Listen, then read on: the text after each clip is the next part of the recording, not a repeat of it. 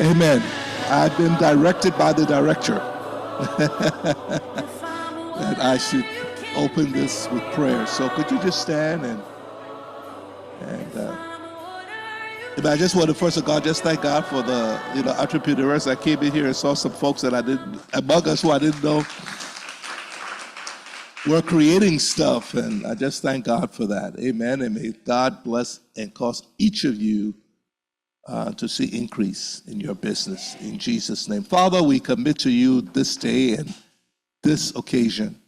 There's a purpose for it, and we pray that that purpose be fulfilled beyond our expectations. Let everything that is shared here be what we need. Give us understanding and give us the wisdom to take the knowledge that we will receive and then to apply that knowledge in a way that is profitable.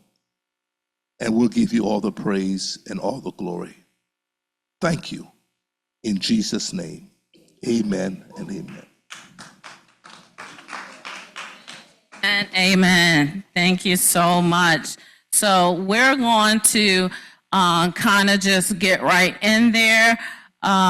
Just to give you an overview, I know that some people here need to go back home and come and prepare for our cookout at 3. So we're going to just get into it. We will have our guest speaker that I will let him do his introduction, and he will go. We will have a time where we have some discussions, maybe a success testimony. We'll talk about some of our challenges. We'll let you all do some of your introductions later on at the end. So with that, I am so grateful that we have our guest speaker here today. I met him maybe 2 years before COVID. I was taking a lot of his training classes, and even with COVID, virtually, I was taking his training. And when COVID hit, he was due to come and do an event here, and COVID canceled that. So I still kept in contact, reached out, and I am very thankful to have him here today. And I am very hopeful that we will have more opportunities like this in 2025. So with that, I'll call our guest speaker. Thank you.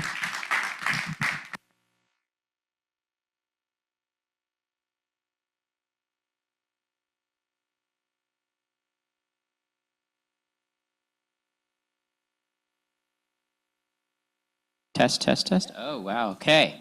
So what I want you to all do is to think about your definition of success.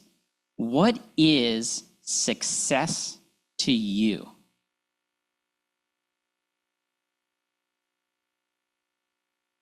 And I'm not getting specific on if it, business success, any type of success. So raise your hand if you currently own a for-profit business. Raise your hand. Okay. Raise your hand if you're looking at starting a for-profit business. Okay. Raise your hand if you currently have a existing nonprofit. Okay. Raise your hand if you're looking at starting a nonprofit. How many times did you vote? On election day, you're only supposed to vote once. You do know that, right? Okay. Okay, that's fine. Okay. So one of the key things is if you have 2 hats, think of 1 hat today. Apply all the principles that we're going to be talking about to one, and then you can apply it to multiple. Make sense? Okay, so what is your definition of success? It's personal success, business success, nonprofit success. So to me, the story of success is from this book. Then it was made into a video, and I'm going to show just a clip from this video. Everest, the tallest point on Earth. For a sighted person, climbing Mount Everest is one of the greatest physical challenges on the face of the Earth. Ever since I went blind, it's been a dream in the back of my mind to climb the world's tallest peak. There are always going to be people who think you're crazy, and then there are also going to be those who do share your vision. I knew that only 10% of the people who try Everest make it to the top, and for every 6 people who summit, I've heard 1 dies. The first time I met Eric was at a trade show in Salt Lake City. He asked me, he said, have you ever thought of climbing Everest? He said he never climbed Everest, but he wanted to. We climbed kind of around the back of the mountain onto the ridge. God, that feels steep. And all the way to the top. As a blind person, I knew I could never get to the summit of Everest alone. And what would get me to the top wasn't necessarily technology. What would get me to the summit were the people that I surrounded myself with. If you can unify people with one vision, it becomes that rallying point, and it becomes a team that's unstoppable. After that, I forced myself to sit in front of my tent and envision myself and my team on the top, to actually bleed myself forward. I've been guiding Eric for 12 years, 13 years now, and so we've gone through a whole list of different systems that, work, some don't.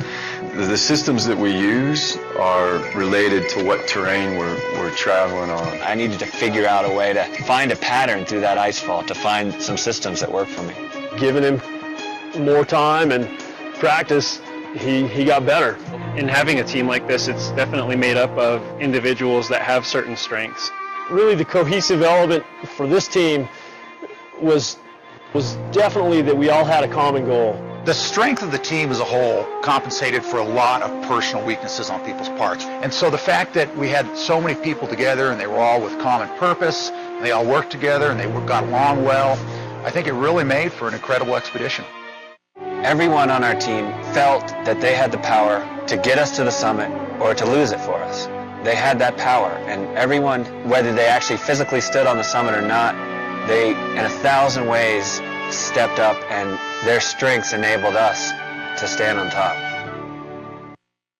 So after showing this video to a group like this, I'll never forget, it was a person on my immediate left said to everybody in the room after watching this, quote, "If a blind person can climb Mount Everest, is there anything I can't do in business?"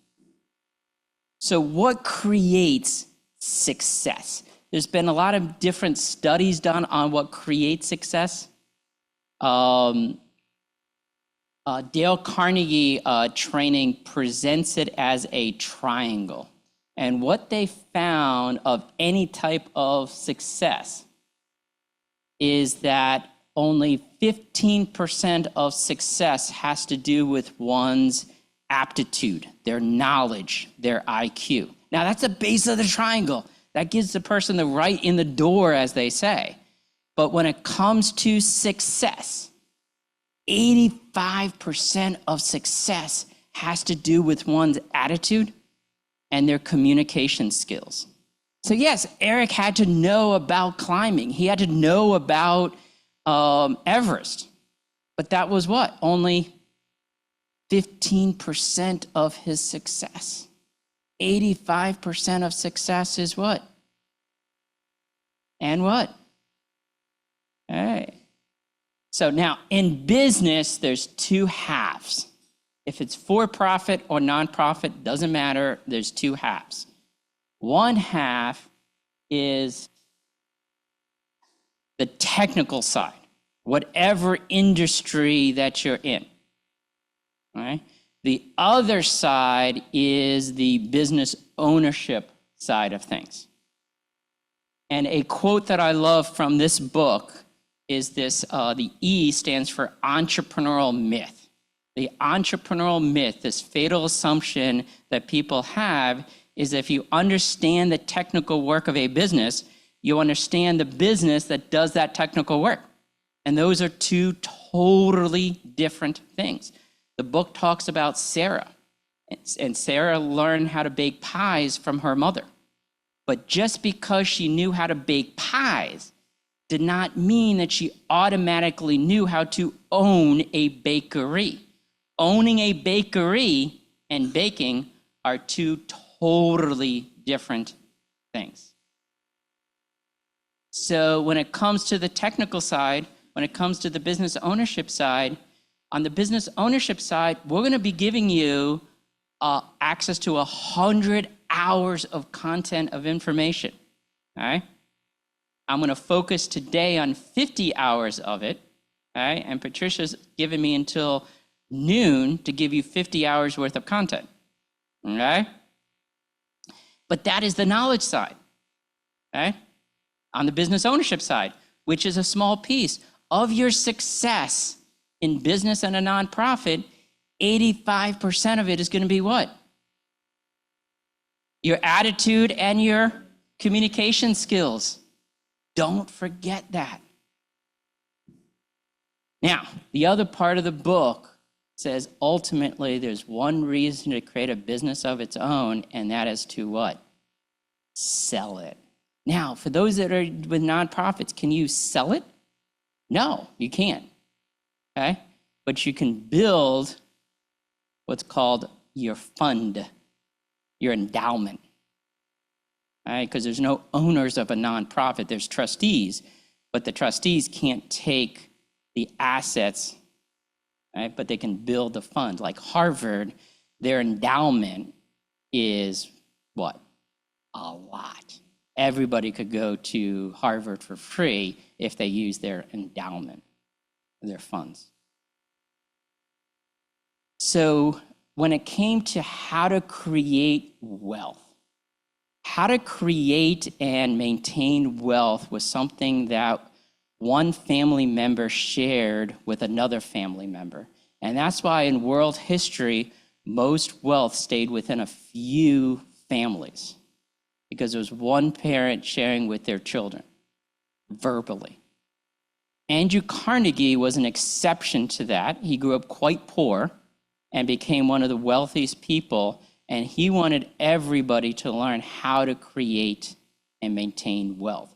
So he commissioned, as the story goes, he commissioned Napoleon Hill to research the 500th wealthiest people of the day and to put in writing for the first time how wealth was created and maintained. And what he found in his research is that every wealthy person had a written statement of desire, how much money they wanted by when, and most importantly, why. They had it in writing, and they were reading that statement of desire twice per day.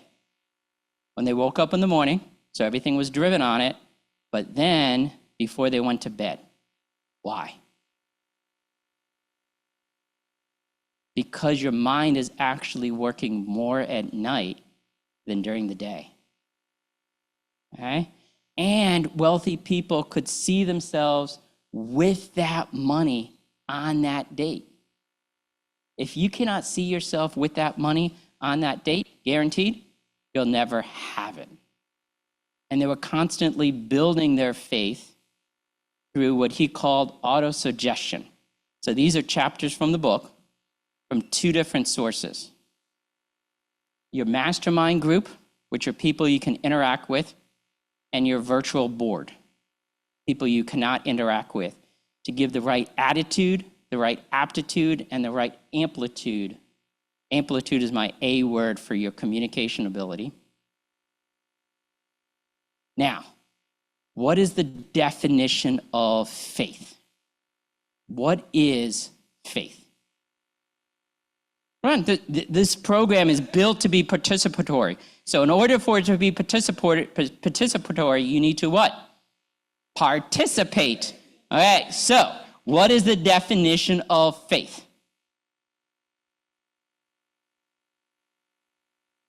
It is, but it's more than that.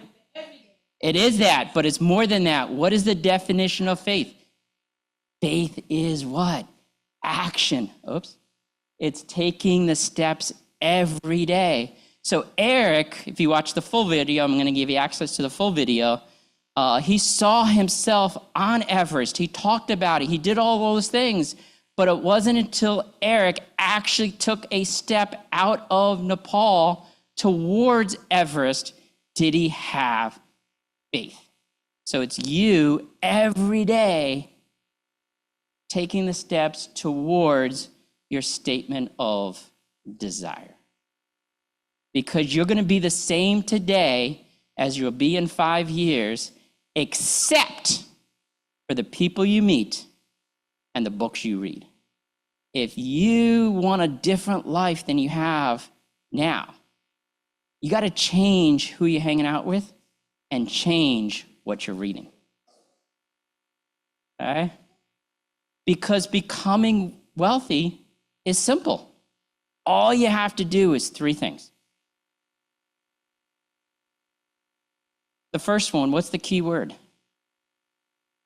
Spending. It's not who has money, it's what? Who's spending money. Do you know how many businesses that I work with that they say, oh, my customers can't pay me? Well, who's your boss? Who's the boss of your business, those that are in business? The customers, okay? Now, go back to when you were employed. And let's say that your employer came to you and said, I want you to keep working for you, but I can't make payroll this week. I can't make it next week.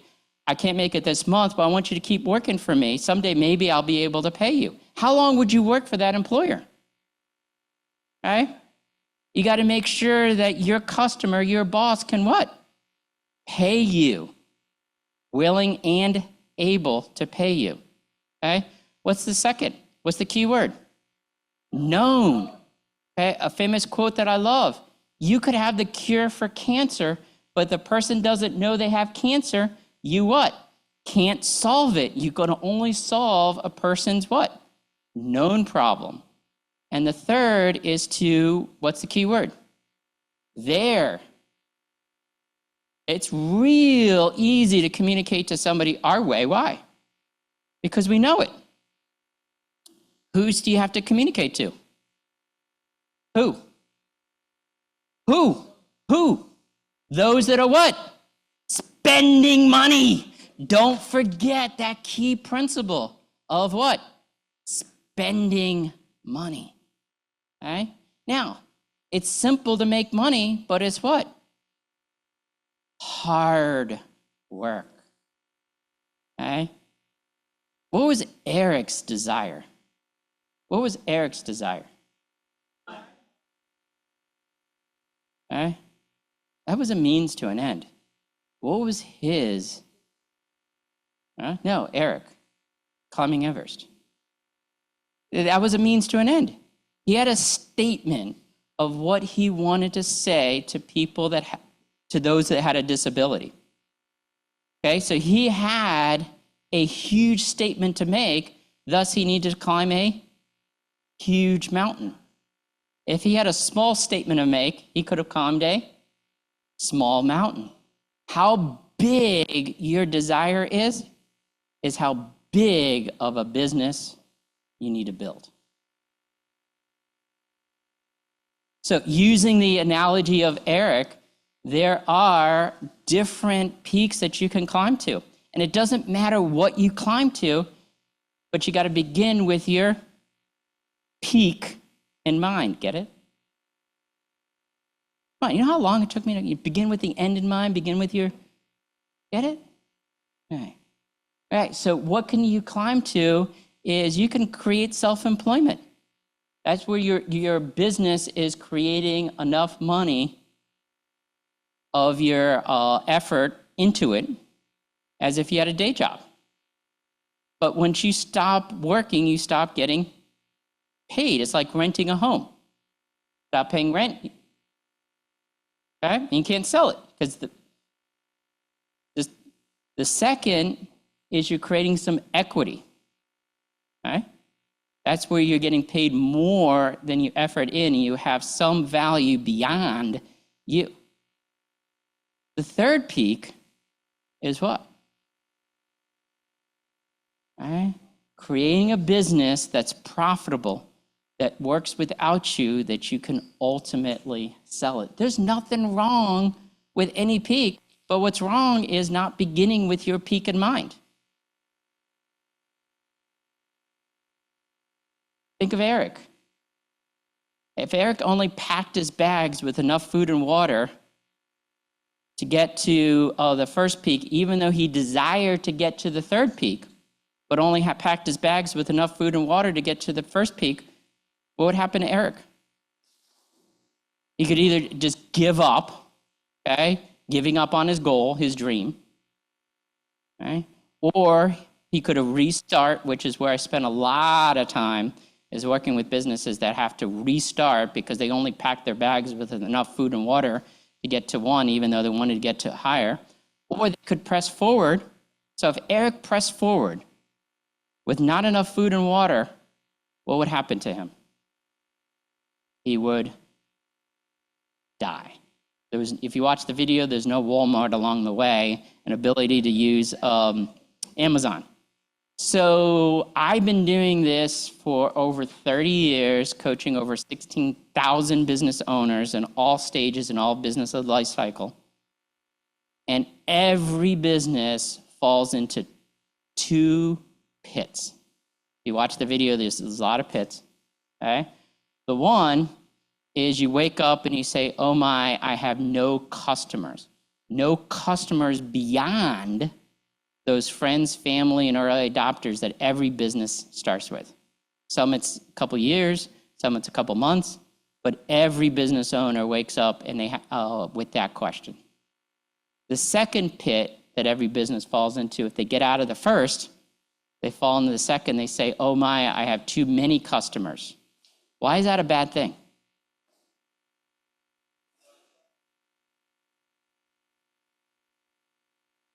Okay, you have your whole business on your fingertips and one little thing goes wrong and what happens? The whole thing implodes. So I'm going to give you some statistics. Are you ready? Out of 10 businesses that start, they all fall into the first pit and only one has nurtured a pipeline beyond those friends, family, and early adopters. Okay? Then you take 10 that climbed out of the first pit, fall into the second pit, okay? And only one has created the systems, the processes to support it, and only one climbs out. So statistically speaking, out of 100 businesses that start, how many get to peak 3? 1. So you have a 1% chance of getting to peak 3 if you want to get to peak 3. There's nothing wrong with peak 2 or peak 1. So what is my job? To help you be in that 1% if you choose to be in that 1%. But you got to pack your bags with enough food and water to get to that climb. Make sense? Any questions? So how is a business valued? There's two sides. And if you're a nonprofit, it's the same two sides. It's just that you can't, the value is your fund. Right? There's two sides. And what I did was I put two businesses with the same EBITDA. EBITDA stands for earnings before interest, taxes, depreciation, amortization. And what we're talking about is profit, okay? Divided by cost of capital, which is another definition of that is sustainability beyond. Okay, so I put two businesses side by side, both having the same profitability, but they have different cost of capital. One business is higher risk with less opportunity, and that what? Devalues the business. So it's not about just building your profitability. It's also building your sustainability. So when I ask you, and again, this doesn't matter if you're for-profit or nonprofit, if I ask you, what are the two things that you want out of your business, you're gonna say time and money. Not just time, not just money, both. Okay, so let's try it. What are the two things you want out of your business? But Patricia, I don't really think they mean it. Okay, let's try it again. What are the two things you want out of your business? Getting a little bit better. We'll work on that. Okay. So everybody should have received when you walked in this document. All right. So what this document is my learning management software. Okay. It's called a PDF that has links to my private YouTube channel for videos and my Google Doc for documents. Okay. So what you're getting, so this is, I told you that the CEO Accelerator program is 100 hours, divided into two parts, right, which is 50 hours, right, which is this. Okay, so you're getting 50 hours. Okay. So I'm going to email that to everybody, and you just click. And then, so this binder, back when Patricia took it, everybody got a binder. Right? So this binder, everything is in those, except for the actual binder and the tabs. You know, it's not in here. So I'm going to go through all of this. Are you ready? Are you excited? Come on, are you excited? Yeah. Okay. So, in my opinion, the second best growth plan was written by Dr. King. Okay? What was the name of his growth plan?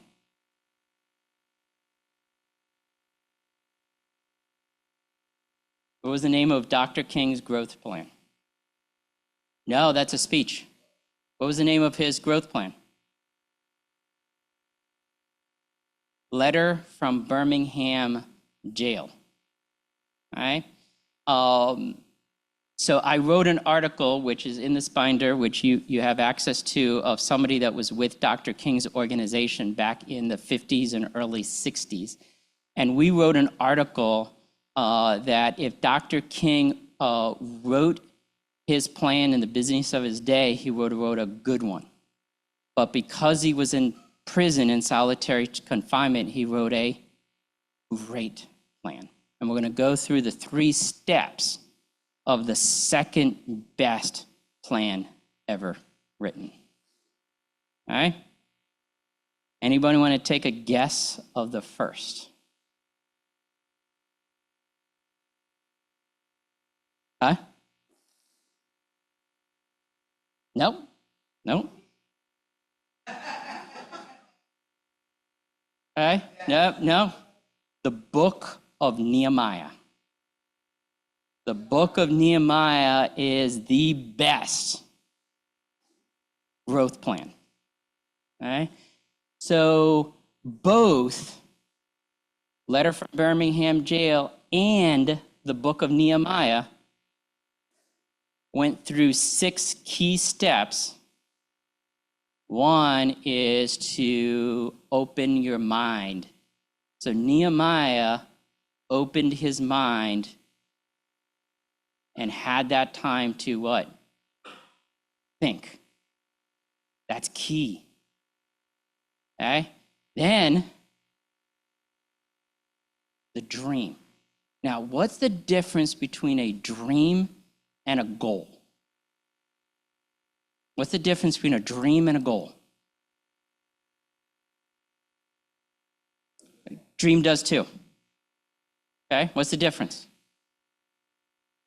No. They're both the same. So why did I use the word dream instead of goals if they're the same thing? Because open doors spells what? Nothing. Open doors sounds what? Neat. Get it? Open, get it? Wait a minute. Do you know how long it took me to come up with this? Okay? And I'm not feeling the love and appreciation. Okay?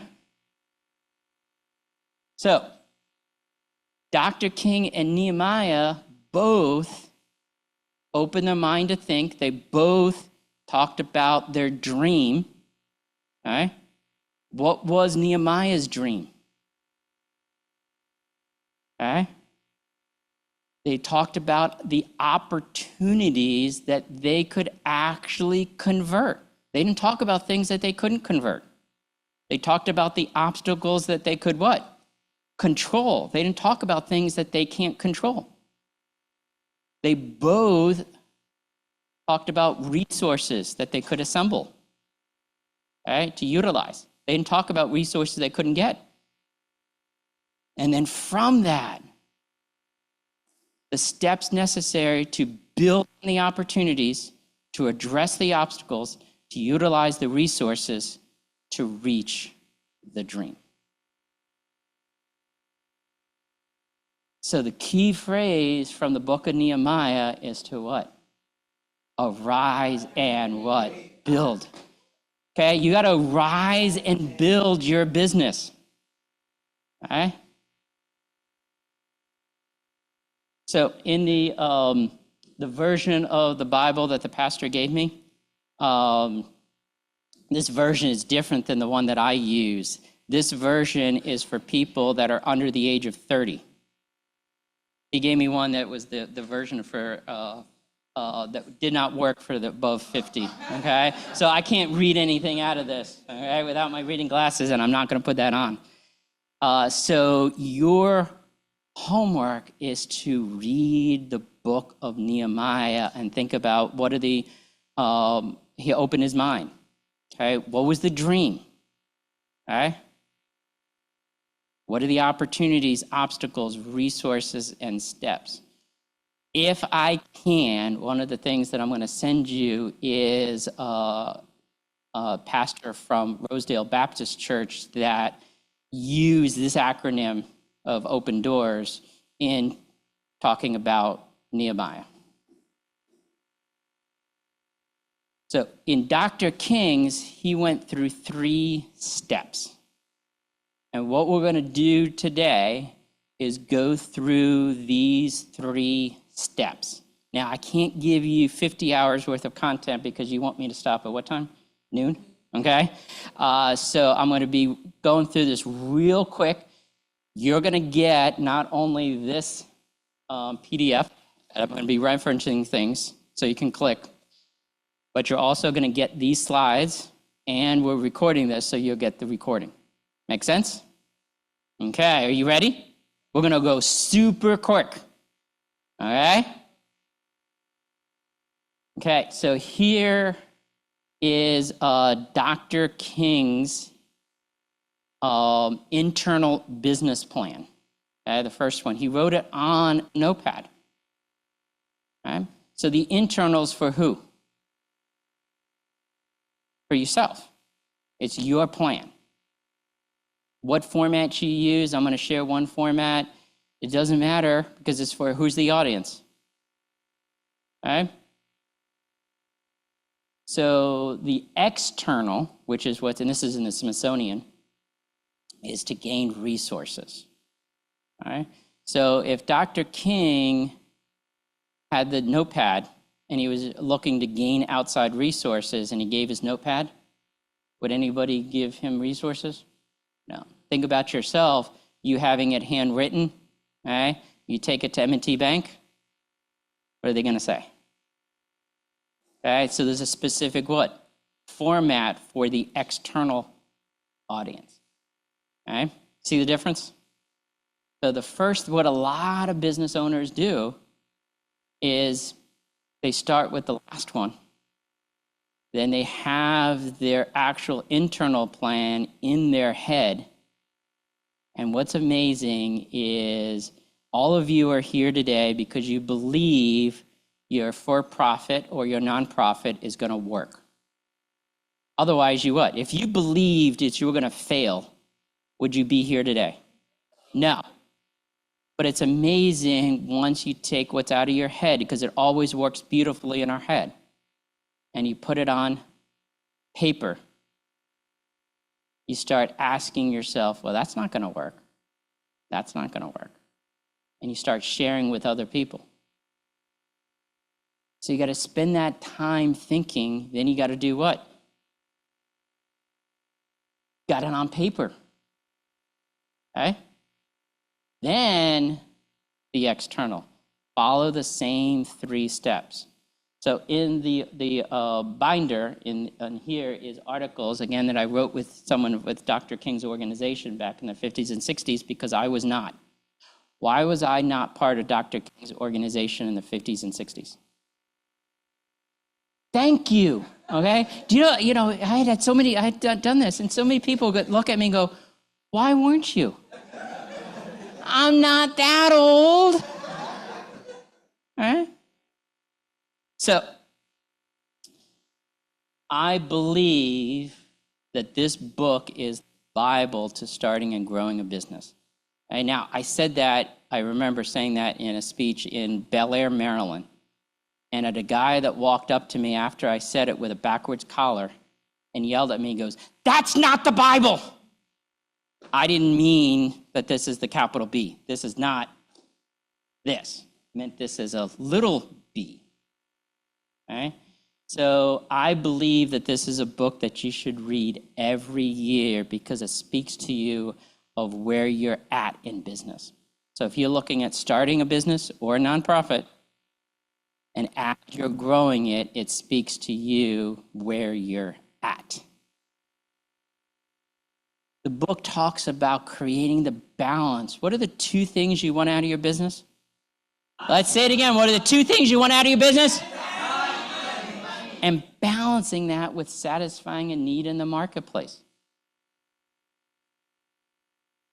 You got to serve your boss, but you got to make sure that your boss can what? Pay you. Okay?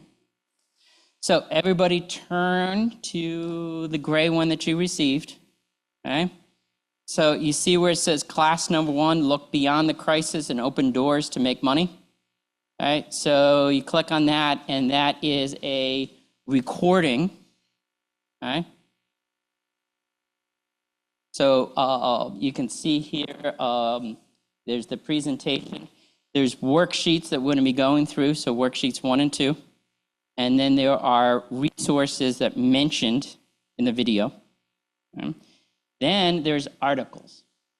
So these are the articles that are in the book, right?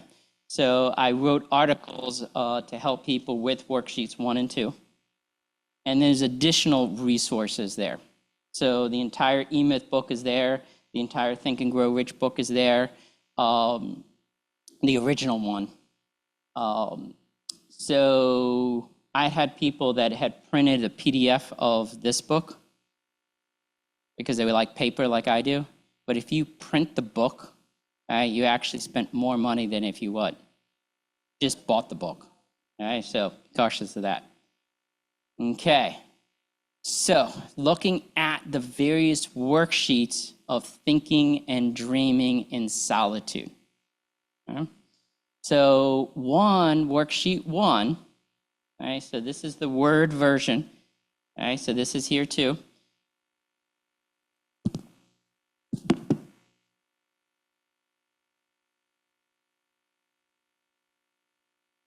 So you can look, okay, so worksheet 1 is creating that written statement of desire. So you can download this, use it in Word, right? How much money you want by when, and most importantly, what? Why? And one of the key things with the book Think and Grow Rich is he said it right in the beginning that it had to do with making money. But these principles apply to any area of success. So Zig Ziglar, some of you that are older remember who Zig Ziglar was. He had 7 goal areas of life that he talked about, one of which is financial.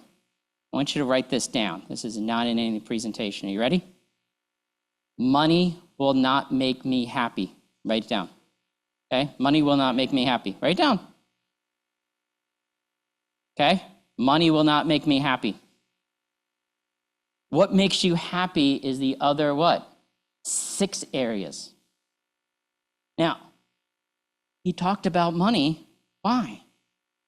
Because he was commissioned by Andrew Carnegie to write about what? Money. but it won't make you happy. Write down the second part. You ready? Lack of money will make you unhappy. Okay? So money creates a level of contentment. It's the other 6 areas that create happiness. So looking at what is your life purpose? Money is a means to an end.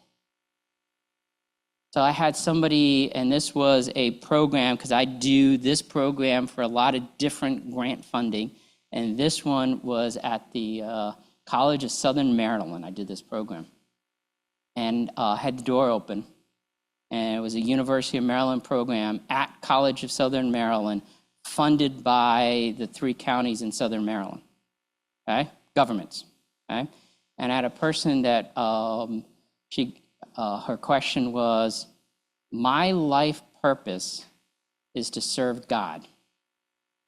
How do I determine how I best can serve God? So I closed the door and I said, are you trying to get me fired? All right? Because who funded it? Did I answer that question? No, who funded? Yeah. Okay, and if I answered the question, I would be what? Fired. So, but you have to ask the question to yourself. What is your life purpose? Okay, and how do you determine what God's life purpose is for you? And on earth, money is a means to an end, not the end. Now we're talking about your business.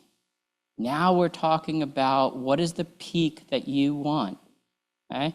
So the P and E, the profit and the economic value added, has to do with cash, has to do with money. The A and K has to do with what? Your time. Because what are the 2 things you want out of your business? We're going to keep working on that, okay? So looking at 1 year out, 5 years out, what is the peak that you want to climb to? Okay? So looking at that sale value, okay? Now, worksheet 3 is now we're looking at the mission and vision of your business in the next 5 years. Some of you have a mission statement. Some of you have a vision statement. Right? Some of you haven't done it yet. And your mission and vision statement is to guide you so you don't get lost in your journey to your destination. So what did God give the Israelites when they were leaving Egypt? A what? I gave the answer up here. A pillar of fire at night and a pillar of cloud. Why? So they didn't get lost amongst the journey. Your mission and vision statement for your business and organization is to what? Guide you so you don't get lost to your destination. All right? So I think the best pillar statement was said by President Kennedy. I believe that this nation should commit itself to achieving the goal before this decade is out of landing on the moon and returning safely to Earth. So your mission and vision needs to be personal and important to you. The length and livelihood, that's your vision. The audience and the results is your mission. Do you have both a mission and a vision statement? Now, the next worksheet is to dive into what is your target in the next 12 months. Who is it that you're focusing on? Looking at your A's, your B's, and your C's. I had somebody that took this principles and immediately had a business. They immediately took it back to their company and ranked all of their existing customers A, B, and C. In the next 12 months, focused on the A's without disenfranchising the B's. And guess what he did with his C's? These are the people that are unwanted. Why are they unwanted? They don't pay. What else? Okay. All right. They could just take so much time that they're, a nightmare. So what do you think this business did with his C's? No? Huh? He called them all up and referred them to his competitor. Right? So ranking who are your A's? Now, a lot of you are nonprofits. Right? So looking at your customer versus your user. Your customer is who what? Pays you. Your user is what? The ones who use it. Are you my customer? Right now, are you my customer? No. How much did you pay for this program? Okay? So who's my customer? In this case, it's the federal government. That is my customer. You're my user. But my customer is the federal government in this case. So you got to ask yourself, in addition to the first 3 sets of questions, who's spending money? What is their known problem? How to best communicate to them? You also have to look at these 3. What are you good at? Where can you make, what makes you happy? They can be different. Where can you make what? Money. You got to spend time answering these 3 questions. Now, on the money side, right, we really focus on who can pay you and get it down. So worksheet 4 at the end is what are your A customers hiring you to do? What is the job? What is the results? And getting into key words. So I've given you some examples of keywords, right? And I've given you some examples of additional ones. So what speaks to your A's without disenfranchising your B's and chase away your C's? Because you need to make money. And that's worksheet 5. Worksheet 5 is the money-making model. Breaking your business down into 5 financial areas. Okay? 4 of them that drive revenue, 1 that drives profit. Say, well, why don't I just wait and see what happens? These are setting goals of what you want in the future, building a money-making model to get to your destination. You got to get it to work on what? Paper first. If it doesn't work on paper, it's not going to work in reality. All right? So these are the 5 financial areas that drive your profit. And it's breaking down your business. What is your definition of a transaction? That's the first step you have to do. Okay? Could be a visit. Could be hours. It could be a contract. It could be a unit size. Okay? Then driving your profit. Okay? And you're using algebra to solve for X. So it could be a value to look at the past. Some of you have a past, getting those numbers down. Okay? So then it's looking at prospects. How many people are you going to be communicating with? But everybody you communicate with, do they buy from you? No, you have a conversion rate to get to the number of customers. This is creating your money-making model. And these are setting goals for the future. All right, so you're using algebra and you're asking yourself questions. All right, does everybody remember algebra? All right, you need to, if it's a 3 parts of the equation, you have to have 2 of them, then you can use algebra to solve for X. So you keep asking yourself these questions, getting that X on its own, right?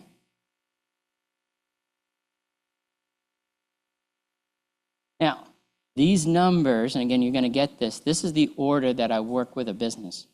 Why is it that I work with profit margin first? I had somebody in this program walked in and went around the room and said he volunteered how much revenue he makes. He goes, I have a $700,000 a year business. Okay? Guess what I asked him in front of everybody? What is your expenses? And he puts his head down and said 1.3. So if I helped him generate more revenue, what was he going to do? Lose more money. So that's why you have to have base profit first. Okay? So here's the principle.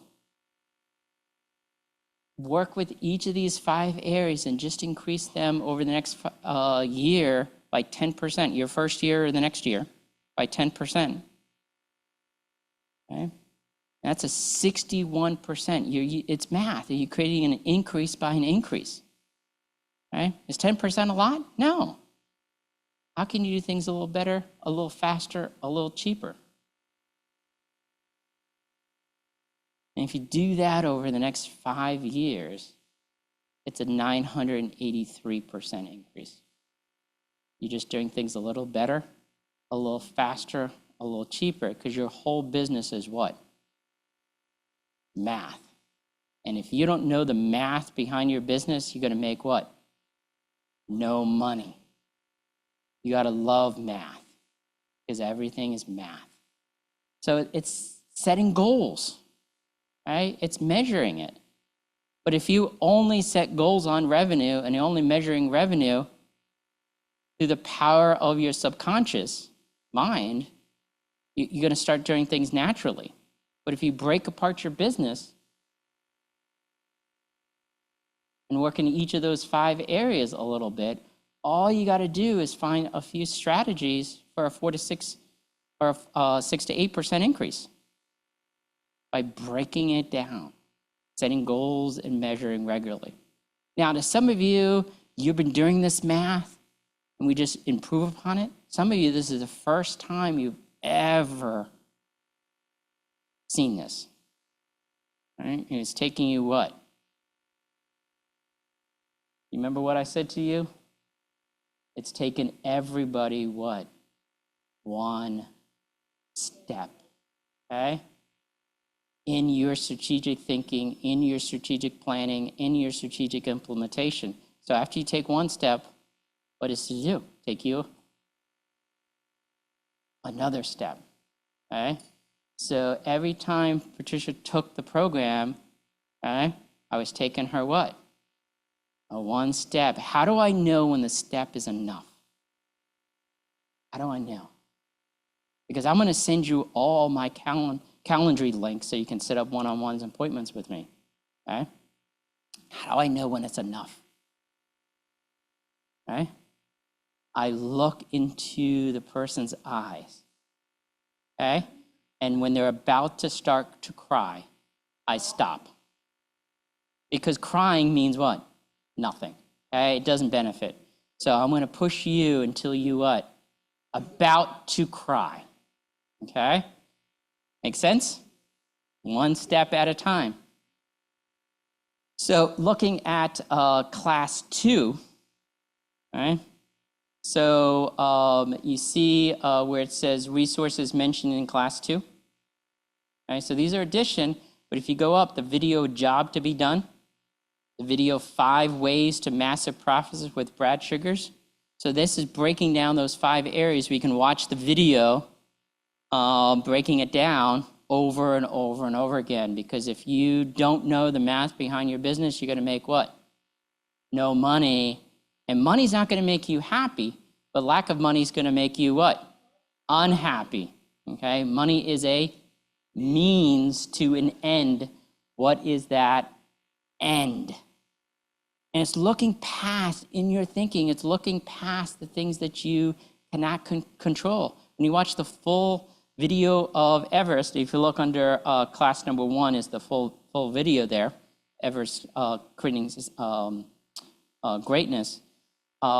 There's lots of things that Eric could not control, but he had to know about them. Okay? To what? Maneuver around them. Okay? Focusing on the things that he could. You notice that these all start with what? This is where you're supposed to go, ooh, wow, Russell, you spent so much time getting this whole program into acronyms and alliteration for me, so thank you. Thank you, somebody, okay? So in looking at tools, okay? So Eric took a ladder with him to cross over some of the cliffs. Now, if the cliffs were too big, would that ladder have any value? No, but so he had to know about it in order to bring the correct tool. Now, what's the purpose of a ladder? Climb which way? Up. Okay, did he climb up with the ladder? No. Here's a key principle. It doesn't matter what something was originally designed to do. What matters is what will it do for you now. Okay? Think beyond its original purpose. Okay? So we're looking at macroeconomic. Okay? These are what things that you cannot influence. Okay? Versus microeconomics, which are the resources that you can. You got to know this of your industry. Right? And then be thinking about what are the resources, because everything is about making decisions. And this is the hardest thing for businesses. Are you ready? Okay. To say no to the good. To only say yes to the great. You got to say no to all the good things that are coming at you. And say no to them. To identify the few steps that you can take that are the great ones, that are going to get you to your desire.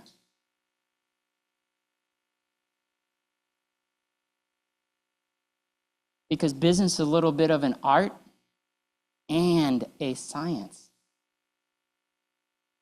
Because it's all about making decisions. There's things that you're going to have to in-house. There's things that you're going to have to outsource. Every day it's about what? Making decisions, and you got to make the decisions towards those great things. Right?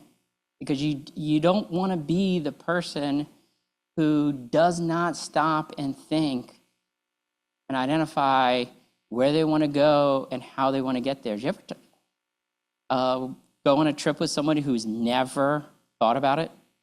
Never talked to anybody? What happens to those people? How many wrong turns can you afford to make in your business? Right? But you also don't want to be this person. This is the one who has what's called analysis paralysis. Okay? Here's a quote. You ready? God can't steer a parked car. You got to start what? Driving. You got to do the time thinking, mapping it out, yes. But you got to what? Start driving. Because God can't steer a parked car. So it's looking at 10 areas of your business. 5 of them drive the money side. Because what are the 2 things you want out of your business? Let's try it again. What are the 2 things you want? Okay, because money's going to give you the time to what? Achieve your life purpose. What is God's purpose for you? Okay? So what you need to do is stir things up. These 10 areas.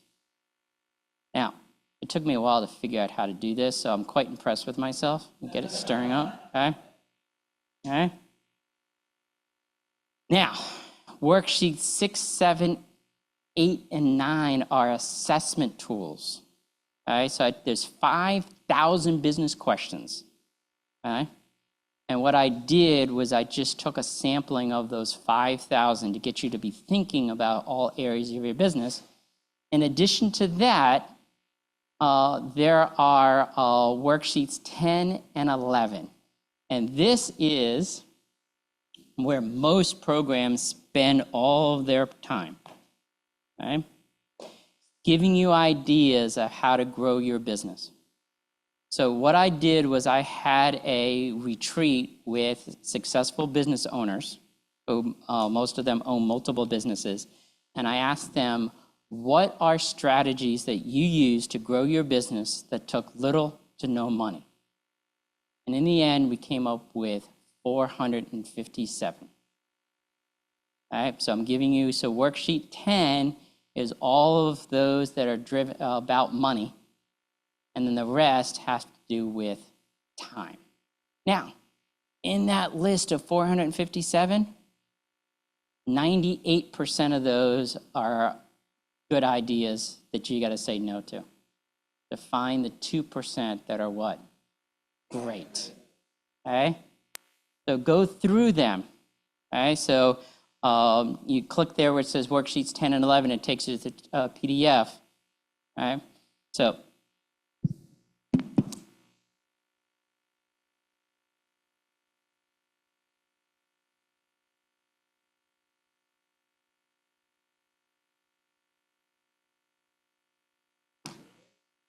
where is your binder? Okay. So 344 of them is broken down into those 5 that drive money. And then the rest have to do with that time side, that sustainability side. To get you from where you are now, to a lot of you, your base is what? 0. Okay? To get to your target. Okay? From where you're starting, creating that roadmap. Okay? Now, these are outside third-party resources. Okay? So to me, the best on industry is Vertical IQ report. Okay? Now, where's the M&T Bank person? So where can you get a Vertical IQ report from? Okay? You have access to it. M&T owns it. Okay, so you can, okay, everybody can give her NAICS code, okay? Here's financial information, all right? Now, on the financial side, who is the greatest mentor on the financial side?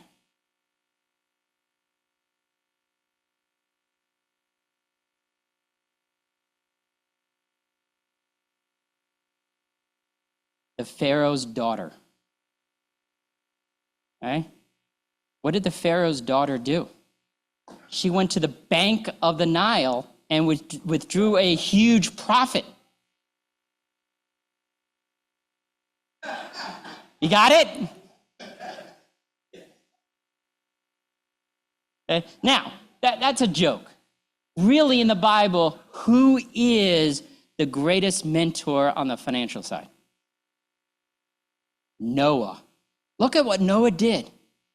The entire world was in liquidation, and he floated all of his stock.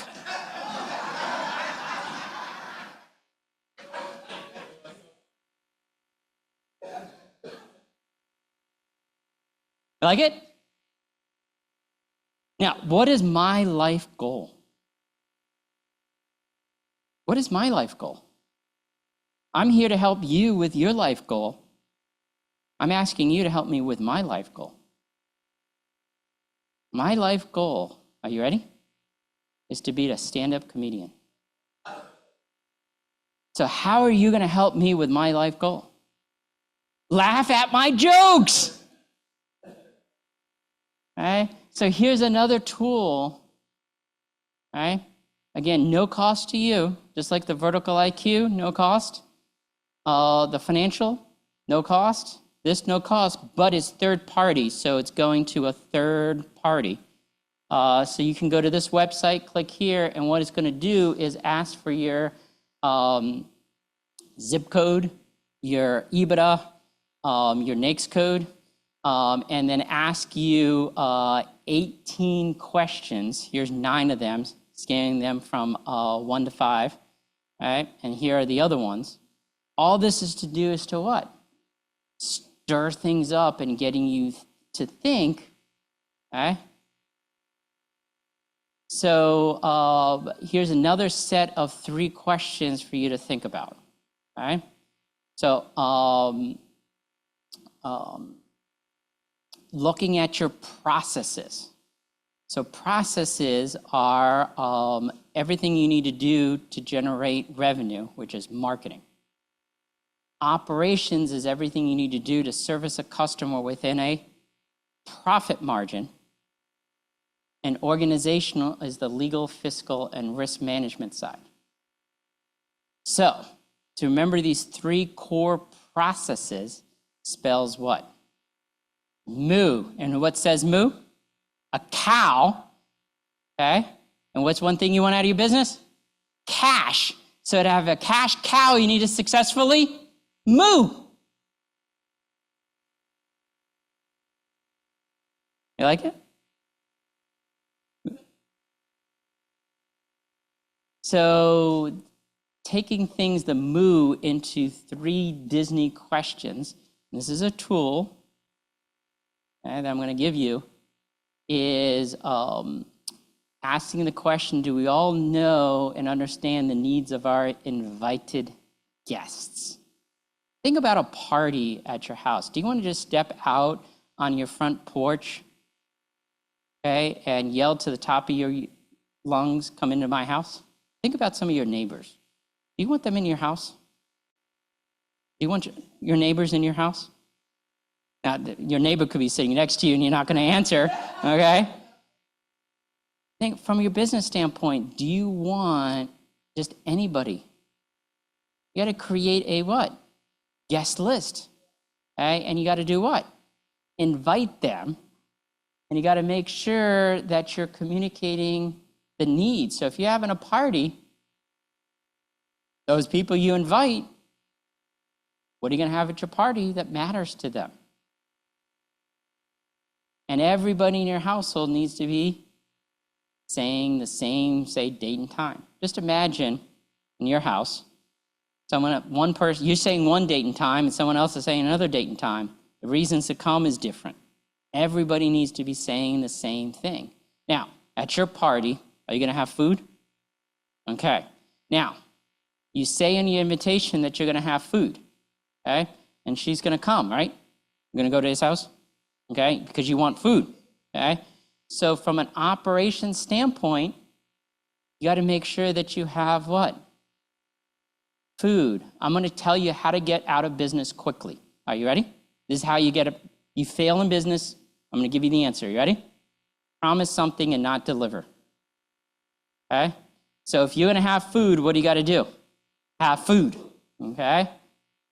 And then on the organization, everybody needs to what? Think and act like a financial owner. They need to take ownership. Okay? So this is one of the tools that's in class 3 that I'm going to talk about in a second. So here is the key thing. Are you ready? You got to find a few things that's going to have a huge impact. And these 5 things got to have a big impact, but they got to be easy to do. If they're complicated, you don't have the resources to do it of time and money, because the 2 things that you get out of your business are? Time and money. What are the 2 things you can put into your business? Okay? So you got to make sure that you have enough time and enough money to do it. So let's say this homeowner wants to improve the value of their home for sale. Okay? They don't have the time or the money to make any major infrastructural changes. What could they do? What are 5 simple things that they can do that's going to improve the value, the curbside appeal of this house? What can they do? Okay, what else? Okay. Are you ready? So this is just on the outside. You ready? One is a what? Color picture. Okay. So you look at this, and these are 5 simple things. There's actually 5 there. Okay. Now the hardest one is probably the little porch that they have. So they may have to bring someone outside. The homeowners may not be able to do it. Because what you have to do, and this is following the Rockefeller principle. Rockefeller removed himself from his business every year and reaffirmed his goals and identified what are the few things that he can do, getting down to 5. So raise your hand if you're going to be selling to the government. Okay? So one of the advantages of COVID is I did a program during COVID with the governor's office, and we did a variety of federal, state, and local governments, as well as government contracting principles. So it was during COVID, so everything was recorded. So I'm going to send you this document as well. All of these are resources. Okay? And also in that same PDF is I did a program on sales conversion, and I applied it to government contracting, but it works to all areas. So looking at the 7 steps, why Sandler Sales uses a submarine, I have no idea, so don't ask me that question.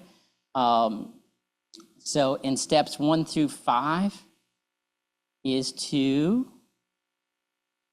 listen before you speak. Okay? So here's a number that I'm going to share with you. It's the first thing I'm looking at to help put someone out of the first pit. And I talked about building a pipeline beyond the friends, family, and early adopters as I look to make sure that businesses have at least a pipeline 9 times their goal. So if a business's goal is $100,000 in revenue, they should have a pipeline of what? 900,000. If their goal is to have 10 customers, then they need to have a pipeline of 90. Okay? Now, you're going to listen, and 5, you're going to say no to, or they're going to say no to, because they don't have the what? The money. Okay? For you to present, offer, give quotes, give a bid, okay? 4, to win. 1. And when is a relationship over? When you what? Get paid, the money's in your what? Account, okay? So, when it comes to worksheet 12, that's where you're identifying those 5 things that you can do. And they're going to be having to do with property, having to do with processes, or having to do with people. They all start with what? Ooh, wow, Russell, you got everything into P's. Okay? Now, wealthy people have a return on investment.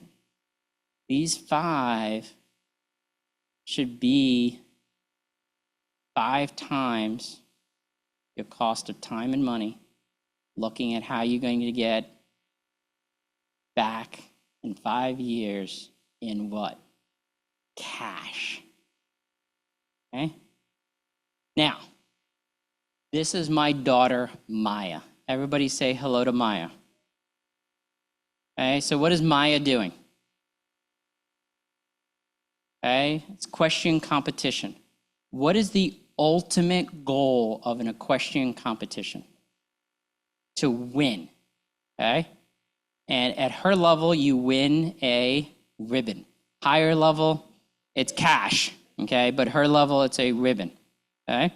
That's the ultimate goal. Now, why she wants to win is her personal goal. She needs to have a personal desire of why she wants to win, okay? She has a desire of why she wants ribbons, okay?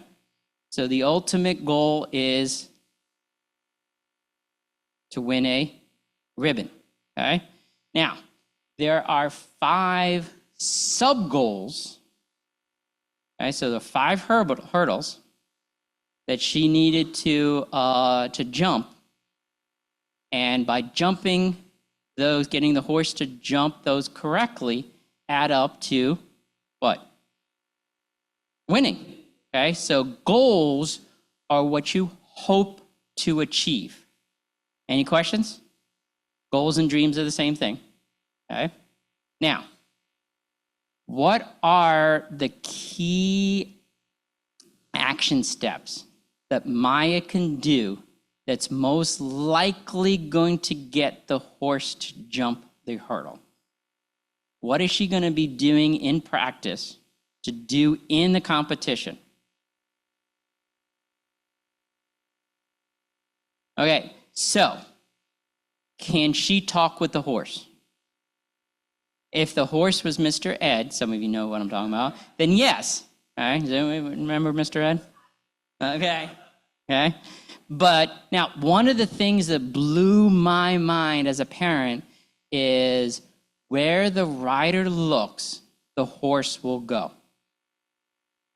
And look at Maya's eyes. Look at the horse's eyes. How does the horse know where Maya looks?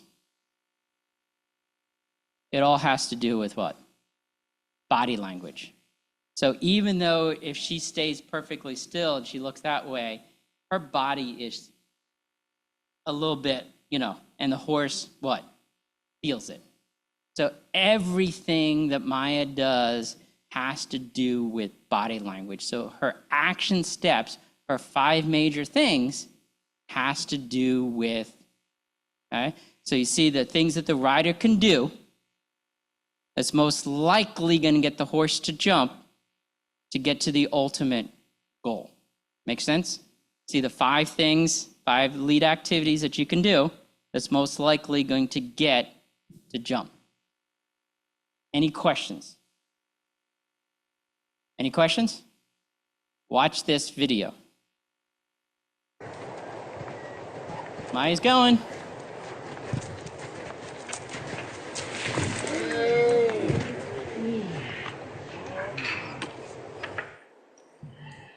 She was disqualified. So on the ground, Maya started to ask herself, what did I do wrong? Did I look wrong? Did I hold it wrong? Looking at those key lead activities, okay? And guess what Maya said? In this case, I could not come up with anything I did wrong. Okay? She believed she looked the right way. Everything. So what did Maya do? She went to her instructor who was watching and said what? What did I do wrong? In this case, guess what the instructor said?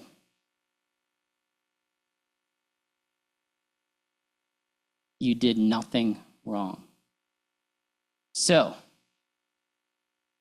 this is the very next competition. What do you see?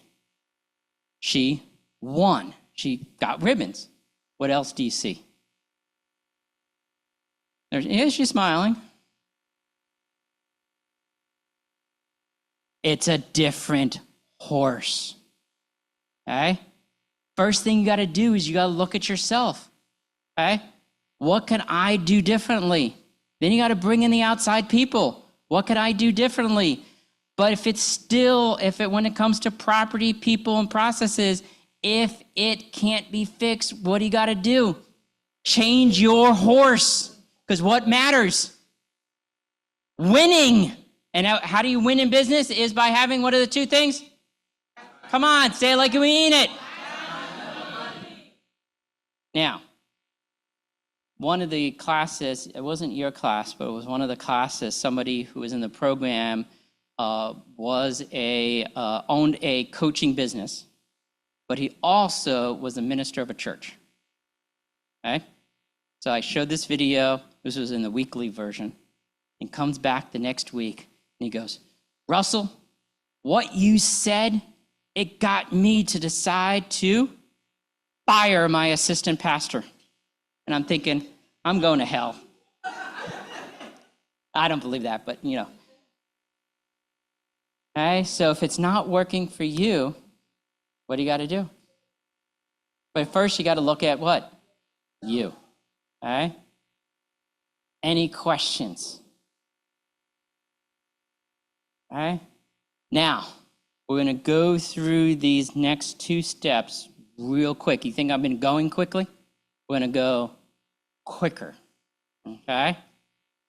So, putting together your one-page plan. Why do plans fail? Because people don't know the goal. They don't know what to do to achieve the goal. They don't keep score. You only can improve what is measured, and you can only measure a number, and they're not held accountable. So the principles are from the book Effective Executive, but what we're going to do, and I'm going to give you access to the resources of this book to overcome these 4 areas. You got to focus on what's wildly important. What are the 5 things? You got to narrow your focus that's going to result in those goals. You got to keep score and accountable. All right, so looking at these goals, so one of the tools is these 5 in Excel for you to start playing with. All right? So if you look at worksheet 3, so everybody turn over, you can see where it's worksheet 5, try 5 in Excel, so you can start playing with the numbers. Okay? So this book, you can see it's not only the summary of the book, the whole first section of the book is there. All right, so creating your one-page plan, there's over 100 different versions out there. So this book, nobody knows what Rockefellers look like. So this author has their one-page plan, okay? Here is a company that I did a retreat on. Now, everybody look at our windows, okay? Look at their windows. So we did this on a what? Now, we identified their 5. It was working, okay? So it was a company. So we had a system of how to identify their top 5. Here's another company that I work with, okay? So this is a nonprofit, Pride of Baltimore, okay? So they had a different version, but what did we do? Started out with what? Paper, okay? So here's another company. This is in Montgomery County. All right, where's their one-page plan? On a whiteboard. It doesn't matter. This is your internal plan. Okay? Now, I'm going to show you one that I personally like, which is the same one that Toyota uses. So Toyota gets their entire business on to one page. All right? And they call it an X matrix. And I have people all the time say, my business is way too complicated. My business is too complicated to get onto one page. Okay? And I say, I agree with you completely. Your business is way too complicated. You got to simplify your business. So how big is Toyota? Okay? And if Toyota can get it onto one page, now, when your business is bigger than Toyota, we'll talk about a second page, okay? All right, so in worksheet, in class 3, okay, in class 4, I'm actually walking through this, okay? And then in there is, this is, all right, so I use the example of weight loss, all right? And I like how it creates that relevancy, okay? So here's the version that I have for you to download. This is in Excel, okay? And it's how to put different worksheets on it, okay? Again, the format doesn't matter. What matters is what? Getting it on paper, okay? So here is now taking those 5 things, okay? Getting more specific, and then creating what are the sub-action steps to achieve those 5. So those 5 following the Rockefeller habits, okay? But why do I have 5 action steps for each of those 5 major lead activities? Anybody guess why 5?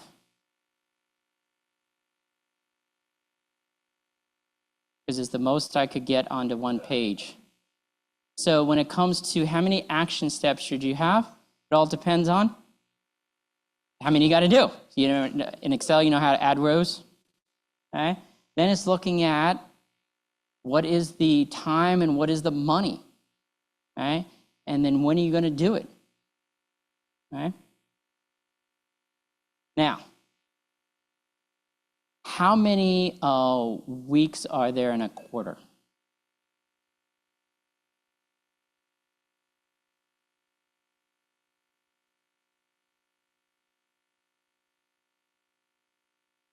All right, so let's try it another way. How many weeks are there in a year? How many quarters are there in a month? How many quarters in a year?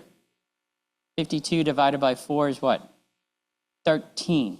There are 13 weeks in every quarter. Here is the principle on the time side. Are you ready? Manage your business on 12-week quarters. What does that give you? 1 week off per quarter times 4 is what? Want to know the number one cause of business failure? Entrepreneurial burnout. Now, banks will say lack of capital. But in my 30-year career working with over 16,000 business owners, I believe that the number one cause of business failure is entrepreneurial burnout. And if you don't take care of yourself, you're going to what? Burn out. Okay? This right here is your plan, your internal plan. What is this? It's your what? Calendar. Okay? Your calendar is your plan. Now, we're really good on putting our appointments on our calendar and protecting them and automatically prioritizing. Okay? Now, something major comes up, and I'm going to use a rock analogy. Okay? These 5 are your big rocks. Okay? Okay, so when there are appointments, these big rocks, you have them on your calendar, and then any of the small stuff, what? Doesn't move it, right? You have the appointment on your calendar. You have a meeting with the pastor. What's going to happen? Are you going to let that friend who called you up that said, let's get coffee, get you to cancel your meeting with the pastor? No. Okay? Now, if a boulder comes at you, okay? So what is the most important thing that I do in a day? This. Okay? So what would get me to walk out of this class? I walked out of class one time. That's when Maya called me to tell me that my nephew committed suicide. That was the only time that I walked out of a class. That was a boulder. These are things that you don't plan for. Okay? Now, Maya called me intentionally. Why? If my other daughter called me, I wouldn't have answered, because my other daughter calls me all the time. Maya never calls me. Help me with this, okay? This is Maya all day long, okay? When I text her, she says she didn't receive the text. She's staring at her what? Why didn't she see it? Can you help me with that? She's staring at her phone. Okay. Now, what is it? Is that she has like Instagram, you know, she's getting all these messages and it gets lost, okay?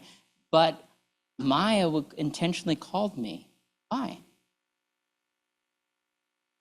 You got to create that filter, because I answered it only because it was Maya. Make sense? Now, here's the principle. You got to treat your big rock tasks equally with your big rock appointments. You got to treat your big rock tasks equally as your big rock appointments. You have an appointment with the pastor. You said that you're not going to let any other small thing take that off your schedule, right? Okay. What's another big rock personally that you need to have? Your Bible time. You got to put that big rock on, and you got to protect it. Now, if a big boulder comes, yeah, you move it. Right? But the small pebbles, no. If you treat your committed tasks equally with a specific date and time, studies have proven you're less likely. You got to get these big rocks, both tasks and appointments, on your calendar. Because here's the principle. You ready? You got to get these unprofitable activities off your plate so that you have more time. Get these 5 things that are going to drive your money on your calendar. Most of them are going to be tasks, not appointments. And then when you have more money, what do? You buy yourself out of a job. Make sense? Any questions? Okay, now, what we're going to, real quick, is the external. Okay? What would be the purpose of an external plan? To convince somebody to give you resources. And what's one resource? What are the 2 things that you get out of your business? What's the 2 things you put into your business? So it could be money. So an external could be financial. So we talked about this being what you want, okay? You want to build your profitability, and you want to de-risk your business and create more opportunities, okay? What are the 2 things you want out of your business? Let's say it again. What are the 2 things you want out of your business? Okay? So when it comes to access to capital, there's 2 major. There's bank debt and private equity debt. So these are the 10 things that they each want. Now, what I did was put a plus next to the ones that more emphasis on bank debt versus private equity debt. Okay? So when it comes to private equity debt, I have people all the time that say to me, I want to own 100% of my business. I don't want to have any partners. I don't want to give up any aspect of my business. I want to own all of it. What's 100% of nothing? What's 50% of 10 million? So it could be that you have to give up a piece of your business to go to the what? Next level, and together you take the second bite of the apple. Okay? Now, a bank underwriter, whose money is it? It's not the bank's money. Whose money is it? It's the depositor's money. Think about a little old lady brings money to put money in the savings account, and the bank underwriter is deciding which business to put that little old lady's money into so that when that little old lady comes back, she has what? And a little bit of interest. So if you were a bank underwriter, which business would you want to put that little lady's money into? The one that has what? Less risk and more opportunities. So the bank underwriter wants the same two things that you want. They call it differently. They call it profitability and sustainability, but they want the same two things that you want. Okay? So of those 18 areas, right, that I talked about, these are the 7 that a bank looks at to determine the cost of debt. Okay? You want profitability and the sustainability. So taking those 5 into 18. So a bank, right? So there is leasing, term debt, line of credit, right? So a banker is going to talk about the 5 C's of credit. All right, so I didn't come up with these 5 C's. These are what bankers talk about. But we're going to go a little deeper. All right? So what does a bank debt want? A banker want is a debt coverage ratio, collateral, and commitment. And there's a difference between a cash-based lender and an asset-based lender. Now, there are 4 types of banks, and I believe that you should have a relationship with all 4. Okay? So there's national lenders, regional lenders, community lenders, and government lenders. Okay? So give me an example of a national lender, because I believe that you should build a relationship with all 4 because you don't know what situation you're going to be in. Okay? So what's an example of a national lender? Bank of America. So if you don't have a connection with a national lender, it could be Wells Fargo, Chase, those are national lenders. Okay? So here's one for you. Okay? Now, think very, very, very careful with this next question. Okay? Okay? Give me an example of a regional bank. Think carefully. Think over my direction. M&T, how'd you come up with that? Okay? Now, you have an M&T connection. You want to stand up? Okay? Why don't you at that table? Okay? All right, so here's another connection. Okay? Now, a regional, community bank, like Fulton Bank, here's a connection there. Then there is CDFIs. Okay, so here's a connection, and they're a little bit of a community lender and a government lender. Okay, there's non-bank lenders. Here's an example. So I'm just giving you examples. And if you don't have a relationship, someone you may want to connect with. And then you have government lenders. What government lends money? Now, you say the SBA, and the SBA only lends money in a disaster. Okay? They guarantee loans. The number 1 SBA guaranteed lender, banks that have bought a loan guarantee from the federal government, is M&T Bank. So they'll take on riskier deals because they're buying that loan guarantee, but they're also passing that cost on to you. So the federal government has a very key role, okay? But they only lend in a disaster. Now, COVID was a national disaster, okay? But you don't want to get money directly from the SBA, because if you do, that means you're in a disaster, okay? So an example is the state of Maryland. So the state of Maryland has the Maryland Business Development financing authority, which is money specifically for the small businesses. And that is managed by a company called MMG. So here's a point of contact with them. All right? And local governments. So Montgomery County has a loan program that partners with banks. They can compete with an M&T bank, but they can partner with banks.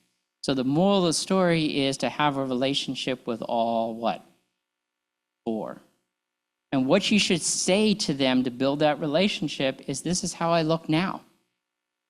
This is what I want. Never be in the position that you need money, only what? Want money. Because the moment they smell fear on your breath, they will never lend to you. And this is how I look to get what I want. How do I need to look to get what I want? Put them in a consulting role, not a decision-making role. So in worksheet 19 is answers 95 to 98% of a banker's question. So they're looking at what is your debt coverage ratio. So here's quick math. So a national bank like a Bank of America or Wells Fargo is looking for a 1.5 debt coverage ratio. M&T is looking for what? You know the answer? 1.2. So M&T is willing to take on more risk, but they're also buying that insurance called a loan guarantee from the federal government.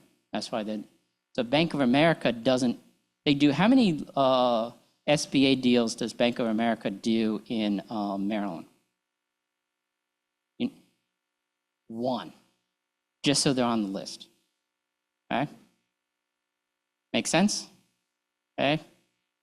So here is worksheet 19. So this answers 98% of a banker's questions.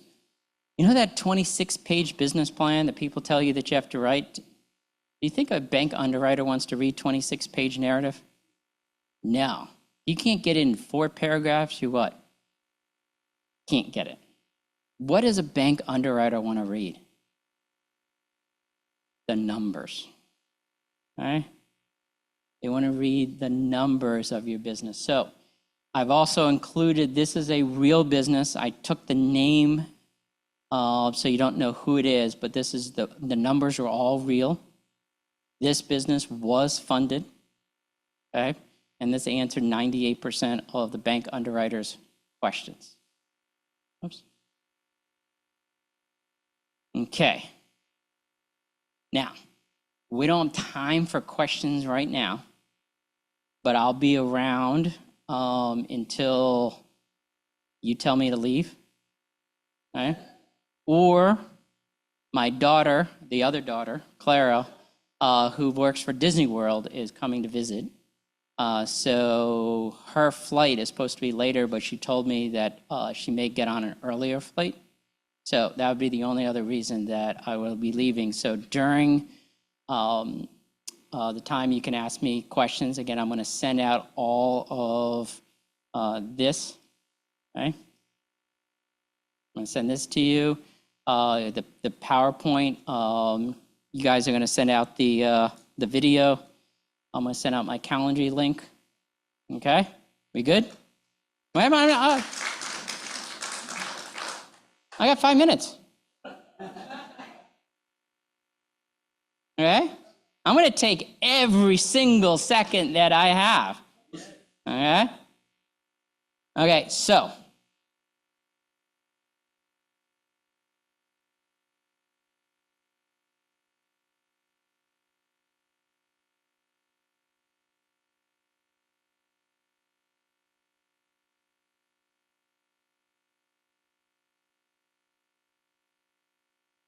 So I have everybody's email, okay? If you register for this session through the link that we have been advertising, we ask for your email. So via that information, we will be sharing the materials that he has been discussing. Okay. Deacon Gwen, who was at the table outside, if you did not register or you register after I pull it, she has a notepad that she's taking information with the email, so we will add that. Make sure you write clearly, so we'll get it correct. Okay, now, do I get an extra minute because you took a minute? Okay. Yes. Okay, so I want you to walk away. I covered a lot. I want you to walk away, and you're going to get this. I want you to walk away with 6 things. Okay? So 1 is the 6 keys to open the doors. All right? Drive 5 to earn more. Align 5 to work less. The 4 disciplines of execution will overcome those 4 reasons. What is the goal? What are the lead activities? Keep a scoreboard and holding each other accountable. Those 3 sets of 3 questions that I went through. Remember the 2 pits to avoid. Okay? And here's the big one. You ready? Do one thing at a time that's the most profitable, and do it in what? Faith. Because what is faith? It's action, taking action every day. Okay? You ever hear the identity iceberg? Okay? Your actions is what people see. What drives your actions? Yeah, right below the water that people can see is one's knowledge. What's deeper than that is one's desires. Well, what drives your actions is your what? Your beliefs. If you don't believe that you can do it, guess what? It starts with your what? Your belief, okay? Because real faith is not just something that you say, feel, think, believe. Real faith is what? Something you what? Do. Real faith is believing when you don't see it. Obeying when you don't what? Understand it. Giving when you what? Don't have it. One more. Persisting when you don't like it. And trusting when you don't get it. Okay? So, I'm going to show you a clip. Huh? Okay. I'm going to share with you my favorite video. And what I'm going to do is I'm going to be the commentator throughout it to sum up our 2 hours. Are you ready? Okay, this is Indiana Jones's father was shot by the and had to get to this cup for his father to be saved. This is you every single day, every single week. You're looking at your one-page plan. It says that you need to make that call, work on that task, but you don't see it. Got all those other things coming at you. You got to look back at your desire. Why are you doing it? He's doing it for his father's life.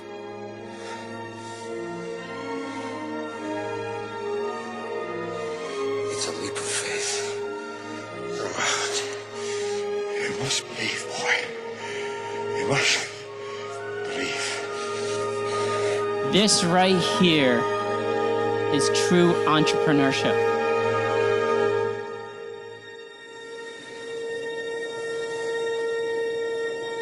Every day, it's taking that leap of faith.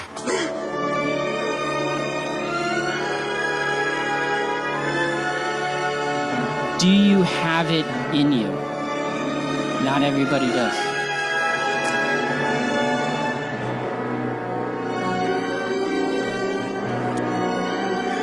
As you walk through your day, as you walk through your week, and you get to the end of that day or week, have a journal next to you to document your takeaways to make the next easier.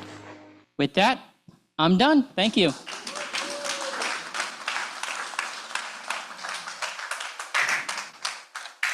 This was awesome. This was awesome. I hope that you are glad that you are here today, that you stayed, you came. Thank you so much. Thank you, thank you, thank you. So we're going to take a 5-minute break. We do have water outside. We do have some snacks and fruit over here that you're welcome to. Hopefully this will tie you over to our cookout, which is starting at 3. Please stay. I hope you can stay. We have a lot more we want to do, but we want to utilize our next hour. So after the 5 minutes, we'll ask one person, so you can think now, to give a testimony of success. And then we had on the registration, you let us know that you wanted to do a 5-minute pitch. We're probably going to allow about 5 of you all to do that. And then we'll continue on and through what we had in some discussions. So 5 minutes, and if you can come back really quickly from getting your snacks or the restroom. Thank you.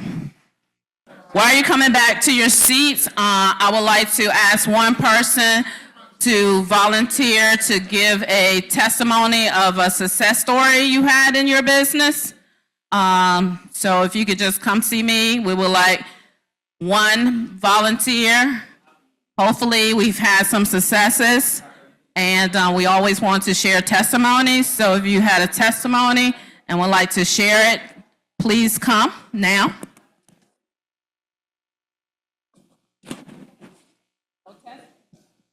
No testimonies? Surely we've had some testimonies in our business, even if it's a small thing. Do we have anyone? Apparently none yet.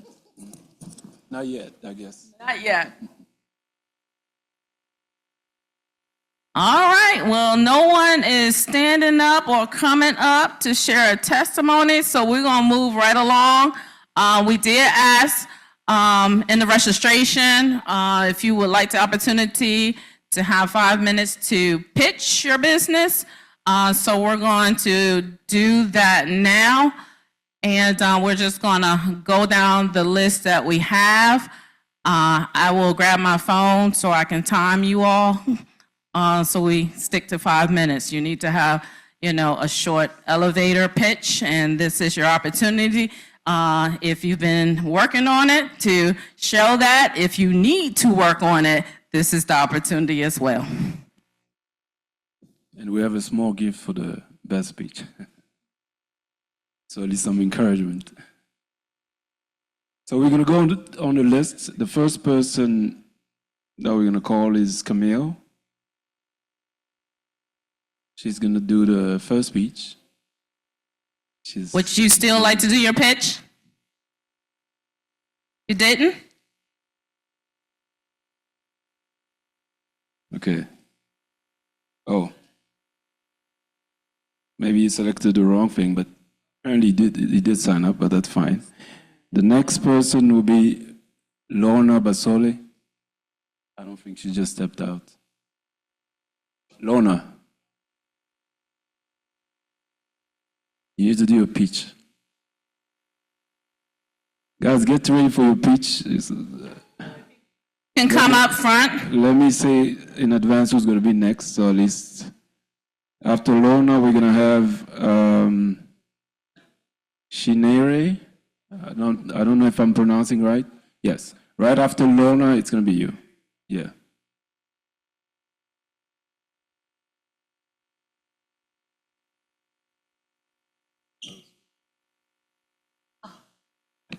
Hello, everyone. Hello. Aha. We have been impacted and we've gained knowledge. We have to be excited. Amen. Okay, this is not just Sunday. All right. All right. So, who among here has ever experienced allergy reaction or has had skin breakage after using any product? Nobody? Nobody here has sensitive skin.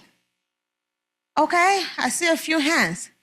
Yeah, so my name is Lorna. I'm the founder of Lorna Cosmetics. And Lorna Cosmetics started because I started having allergy reactions to makeup products, makeup and skincare. I have used high brands, I've used drugstores, but I kept having this experience after using eyeliners, after using mascaras, after having foundation, after using skincare products. And in my quest for looking for something I can use and I can wear, Lorna Cosmetics was born. We have a wide range of products running from foundations all the way down to skincare products, and everything you see on my face today is Lorna Cosmetics. We provide quality vegan and cruelty-free products. What does that mean? Our products have no animal byproducts in them, and those are the #1 allergen carriers. So if you were looking for something that will suit your skin, Lorna Cosmetics is there for you. If you have sensitive skin, Lorna Cosmetics is there for you. If you just want clean products, Lorna Cosmetics is there for you. Lorna Cosmetics has been in the works since 2017. It took me a long time to figure this out because I knew that I needed something I can wear without having any skin breakage. So you can trust that Lorna Cosmetics is the product for you because we have gone through a lot of process to make sure that the products we have what is good for the skin. So I want to implore you to come on my booth and check out what we have. We have our products on our website, www.lornacosmetics.com. We are also on social media platforms. We have an Instagram, Lorna Cosmetics Official. We are on Facebook, Lorna Cosmetics, and we are on TikTok, Lorna Cosmetics. Lorna Cosmetics is something, our products every individual in here has to have in their bag, every woman. And to the men in here, I want to encourage you all to pass over there because there is no reason why your wife, your young adult daughters, your adult daughters, and your moms and your sisters don't have Lorna Cosmetics in their bags. Thank you.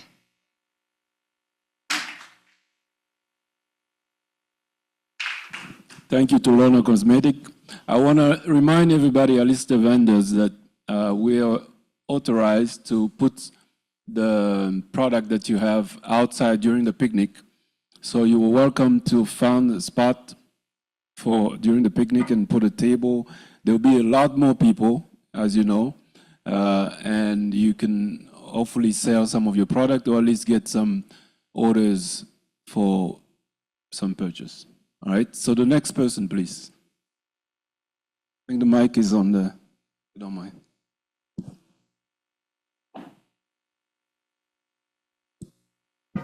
Good afternoon, everybody. I'm so happy to be here. My name is Chinyere, the name he was trying to call. It's Chinyere from Shore. Chinyere is a name. My father did not give me an English name. None of us were 7. So I didn't want to manufacture one. So I'm answering my name, Chinyere. It means God gives me. It's in present continuous. And the short of that my father called me was Chichi. See the CHI in front and then middle. And all the way through I'm from Nigeria. From Nigeria, I always loved to dress up. You know, you look smart, classy, unique.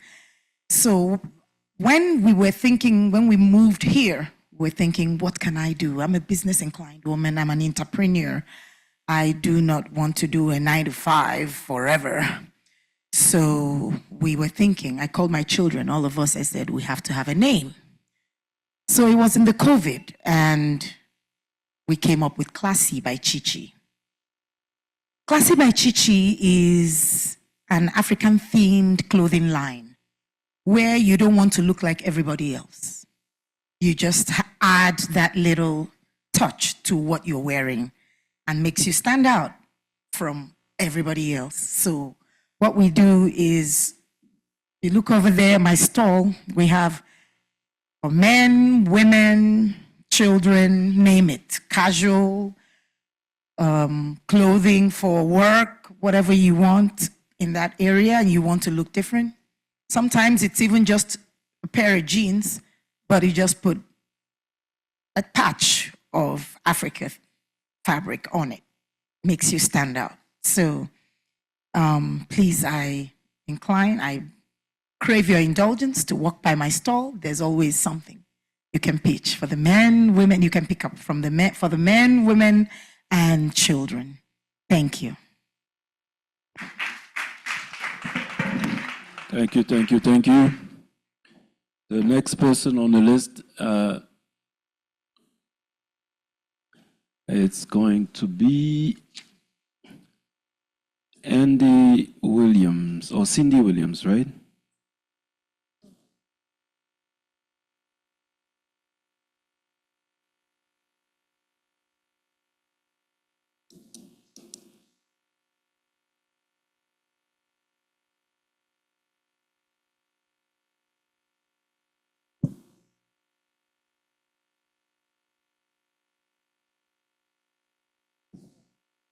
Oh, is Cindy Williams here? No. No, I guess she's gone. Next one was you, but next one was Bonjour Waffles. But we're gonna go with I think we just have one more that's agreed to present, actually two. We have the business name is Comfort Kid. Okay, I guess you didn't come either. And the last one who agreed to do a presentation is Edunet, which is Elite. Yeah. Okay.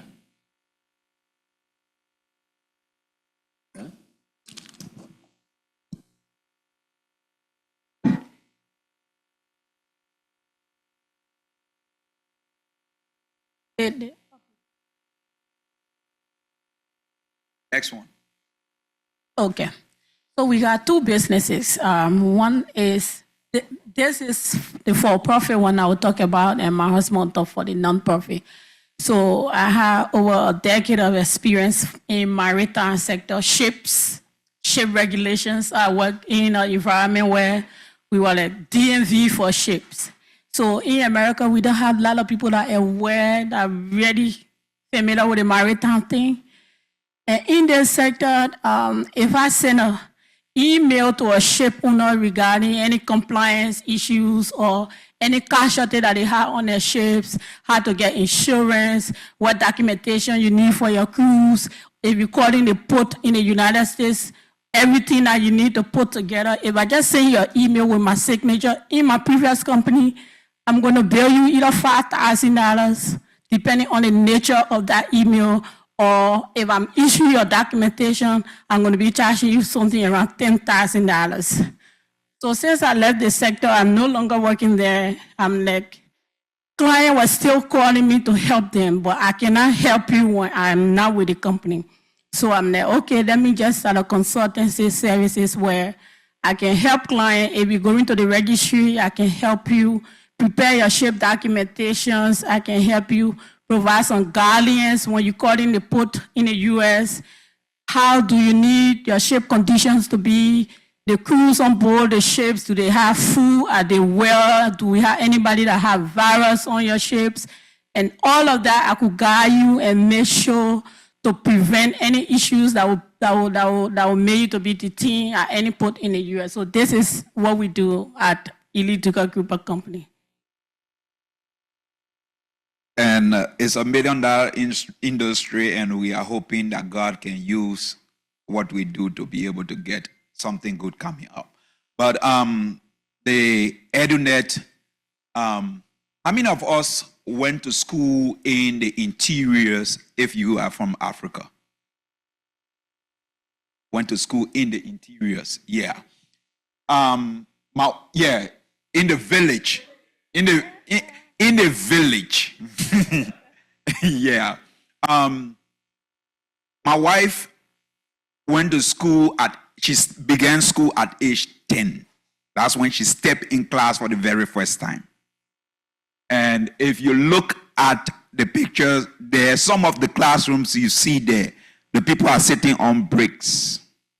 They don't have even a chair to sit in. As a way of giving back to our society, we started EduNet.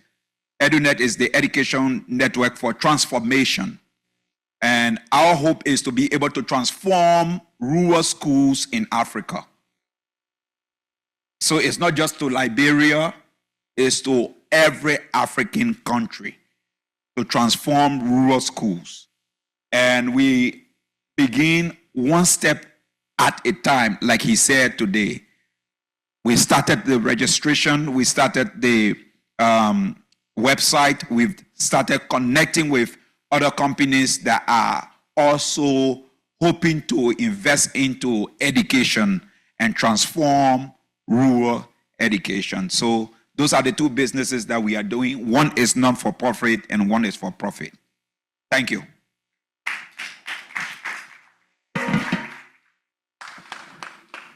Thank you. The next person is Mrs. Josephine Bamba.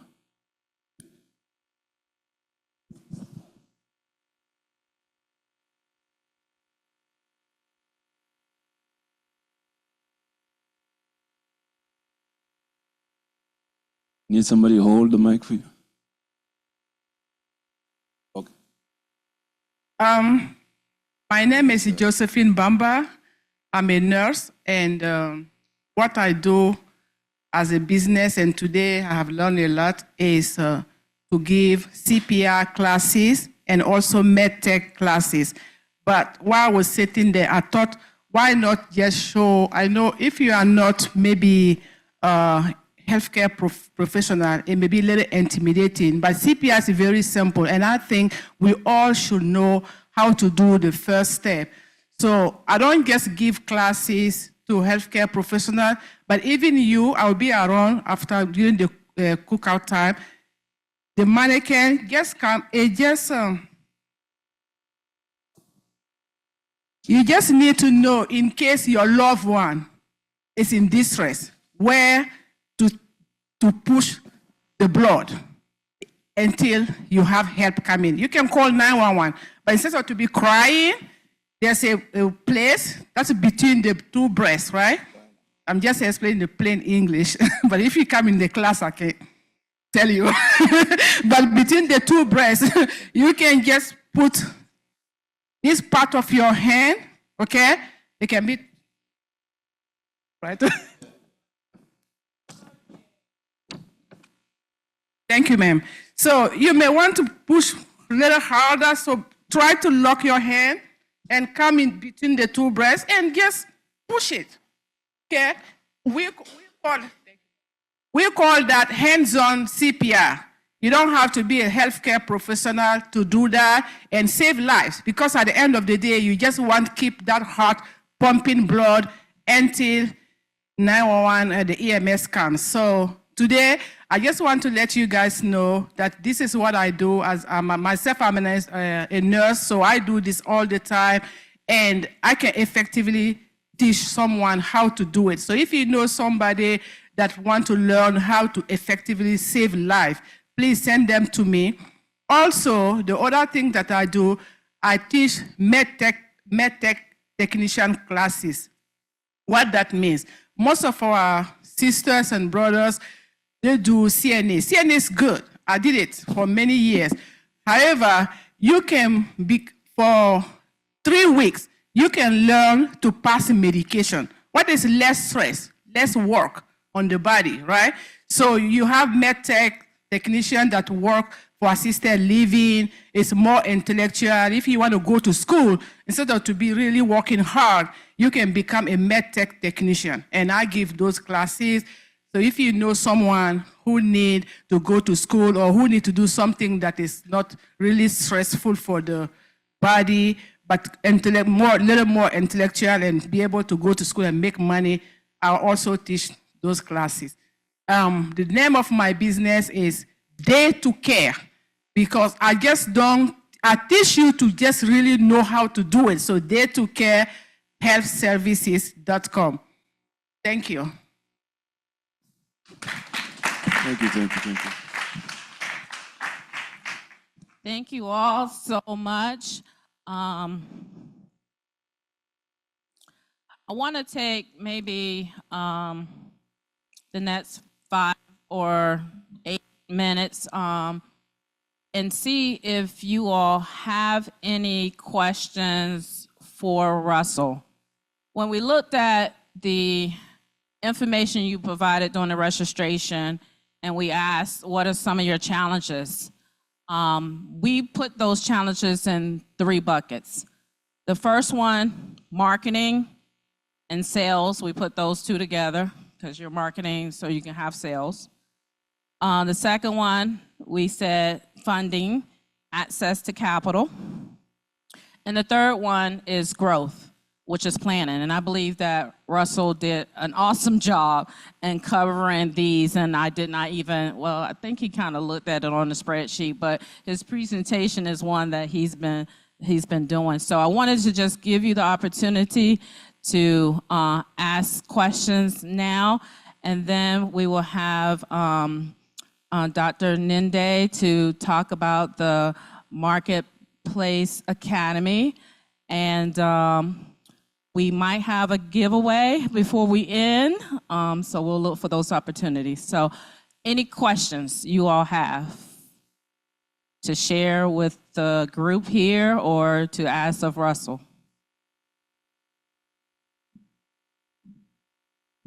I just want to make you have our email so we can the information. Yes, I do have the emails. Any questions?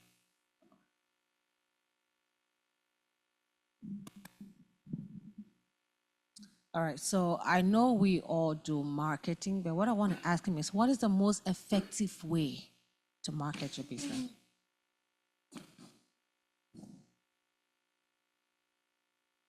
Most effective way to market? So what I'm going to do is I'm going to give the answer of the 3 reasons why people don't get out of the first pit. Okay. Okay? So the first thing is people don't have a big enough pipeline. So I gave the number of how much should your pipeline be? Times. Give you another number from 10 different. So why have 10 sources?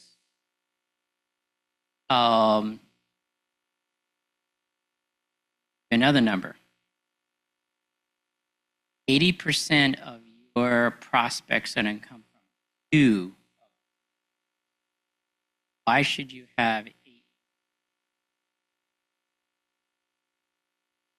2 that you're using are going to dry up?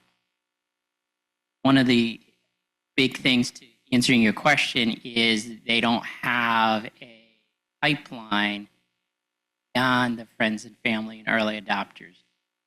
So there's 2 different categories: active prospects, passive prospects. Active prospects are people that are looking for you. The moral of the story here: don't be hard to find. So SEO, things like that.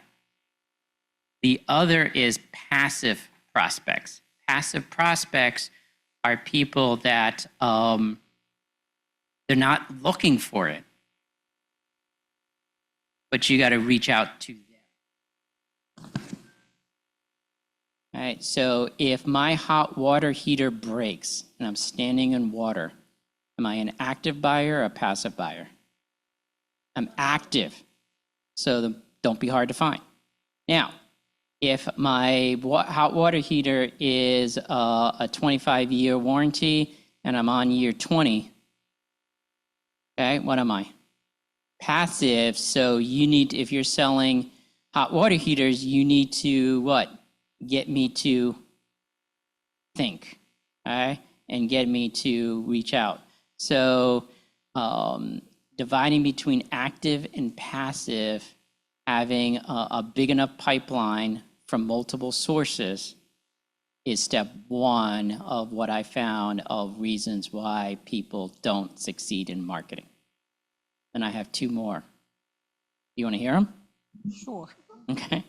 So the second reason is people are not communicating enough times. They send a email and they're like, they didn't buy from me. I'm going to give you a statistic. For every decision a person makes, the average is 9 messages received. Okay?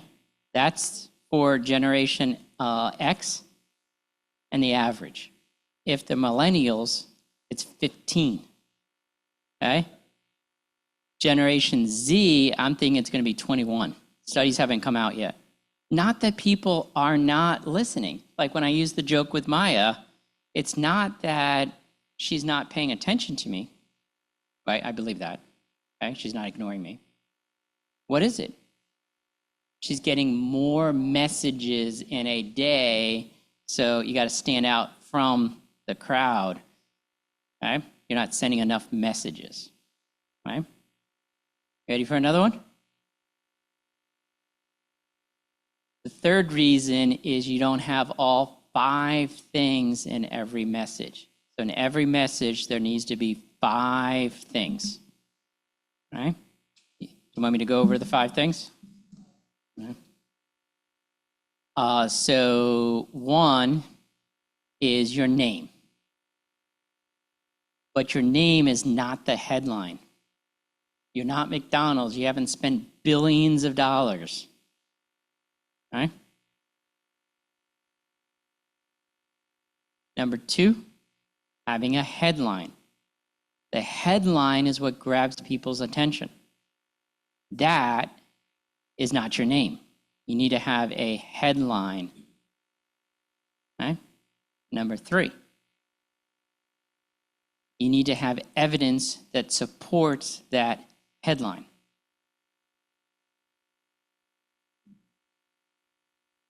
I think the best evidence is testimonials.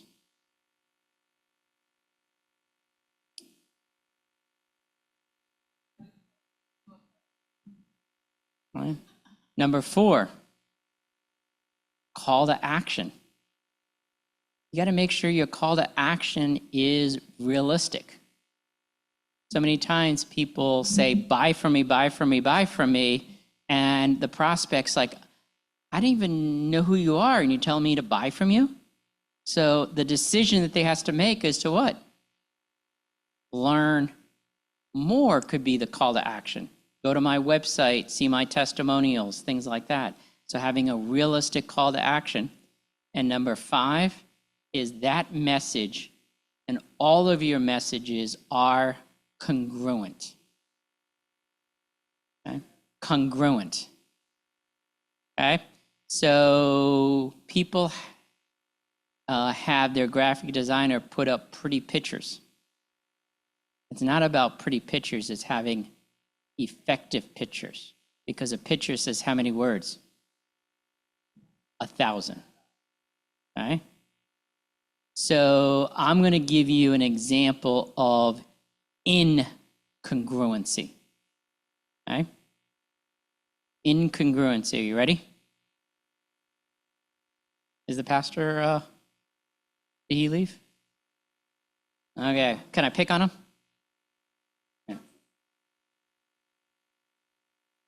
Huh? I want to pick on him. Okay. You ready? This is incongruency. Pastor's sermon tomorrow.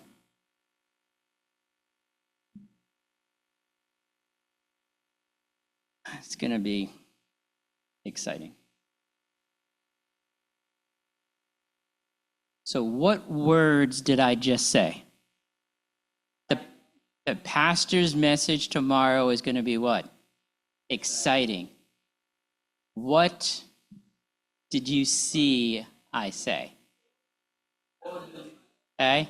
That's an example of incongruency. In a message by UCLA study, 7% of a message is words.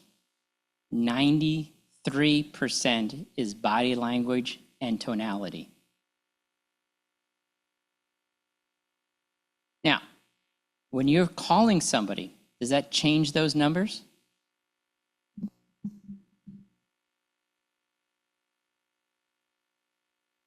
Okay, so it doesn't change the 7% words. Okay, so the listener is guessing your body language and tonality based off of.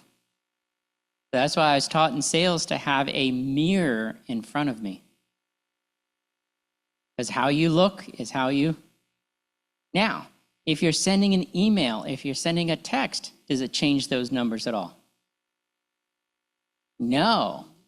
The audience is guessing the tonality and body language in which you wrote it. They're guessing. Do you want them to guess?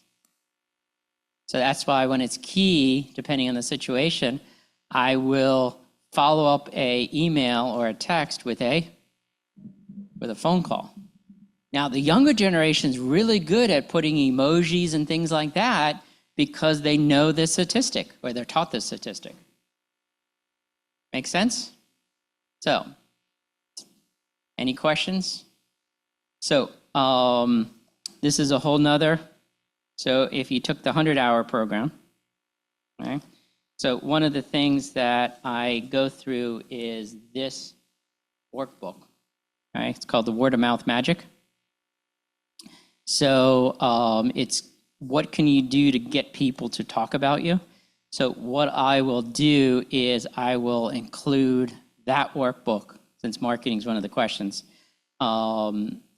in my email out to everybody. Please do not go to their website and buy the Word of Mouth Magic book for $50 because I just gave it to you. I had somebody to do that and I felt really, really bad. They're like, I just spent $50 for what you sent me. It's like, why'd you do that? Okay. Did I answer your question? Okay. Oh.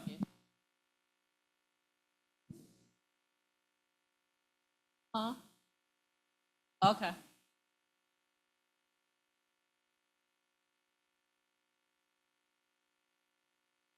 Hi, everybody. Hello. All right, wanted to respond to the question of marketing. One of the things that I've noticed that impacts marketing, which Mr. Tater, that's his name. Russell. Yes. That Russell spoke about is also about your reach in terms of how many people that you're reaching. What I've noticed in our community is that we love our community, right? Thank God for our community. Let's clap for our community. But you know what's going to come with that? We are in America. That's the first lesson. You're not in Africa. We're in America. And because you're in America, you need to understand the statistics. Okay? In America, we might be only, 1% or less of the total population? So if your reach is the people who are like you or the people that you can relate with, you're neglecting 99% of the people that you can potentially reach. I did a class this morning for some young entrepreneurs, and they said, if I want to market, somebody said that they have an event planning business, that they're going to volunteer and do event planning at their church. And then somebody else responded and said, what if your customers are not at your church? So a lot of mistake that we make is that we assume that our family, our friends, our church members are our clients. But that may not necessarily be true. Your client is the universe out there of the people that need your product. So one thing that I've noticed is that we tend to be clannish, like we like to stick with our own, but it's not good for business.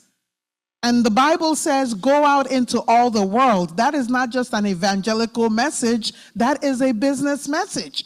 You have to go out into all the world. Go where people are looking for the product. You know, so that means that you have to get out of your comfort zone. You might be the only African person at a trade fair.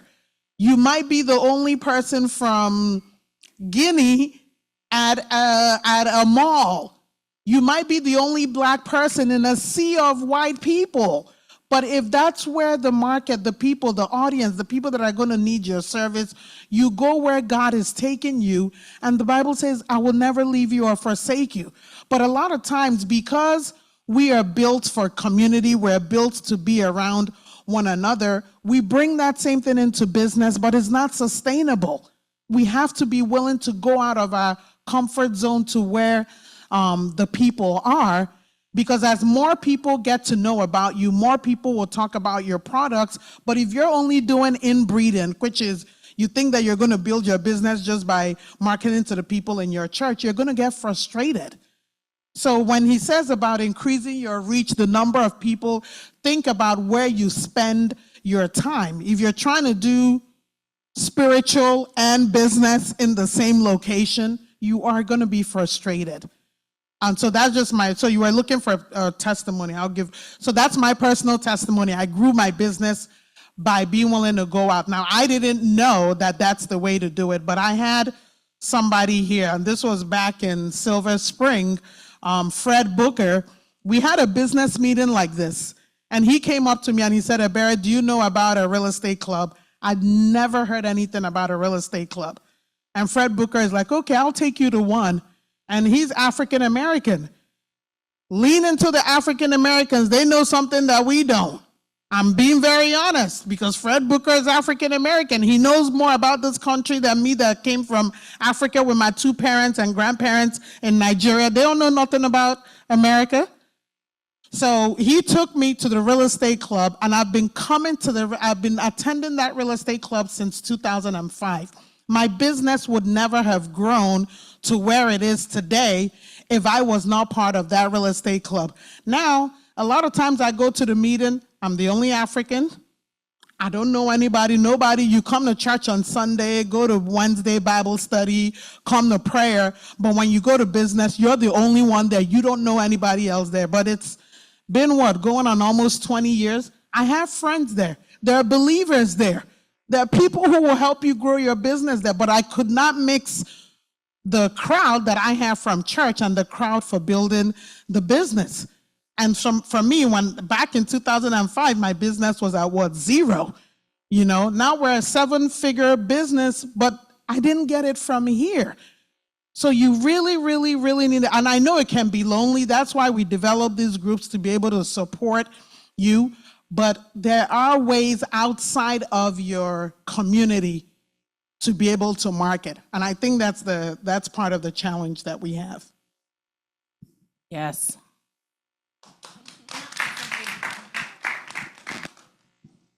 So building on what she said,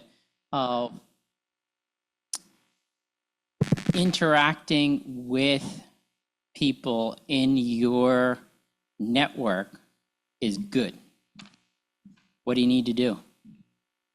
Say no to the good, to say yes to the great. And the ones that are great are the ones that are what?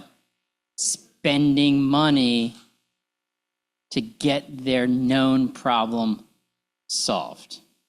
Because you're the same today as you'll be in 5 years, except for the people you meet and the books you read.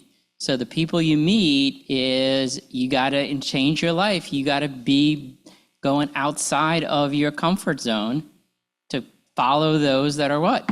Spending money. So Think and Grow Rich called it your mastermind group. Another term for the same thing is social capital. What is social capital? What is capital? What is capital? Banker, what's capital? Money, okay? Social capital is what? Money. So social capital is what? Social money. So who are you socializing with is going to lead to money. So where are you spending your time? Because what are the two things you're going to get out of your business? All right, so you see how all that links together.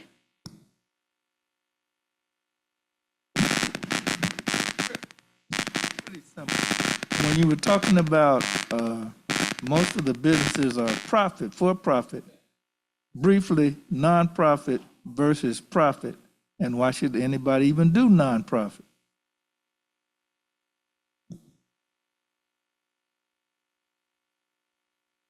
Okay, so what's the difference between nonprofit and for-profit?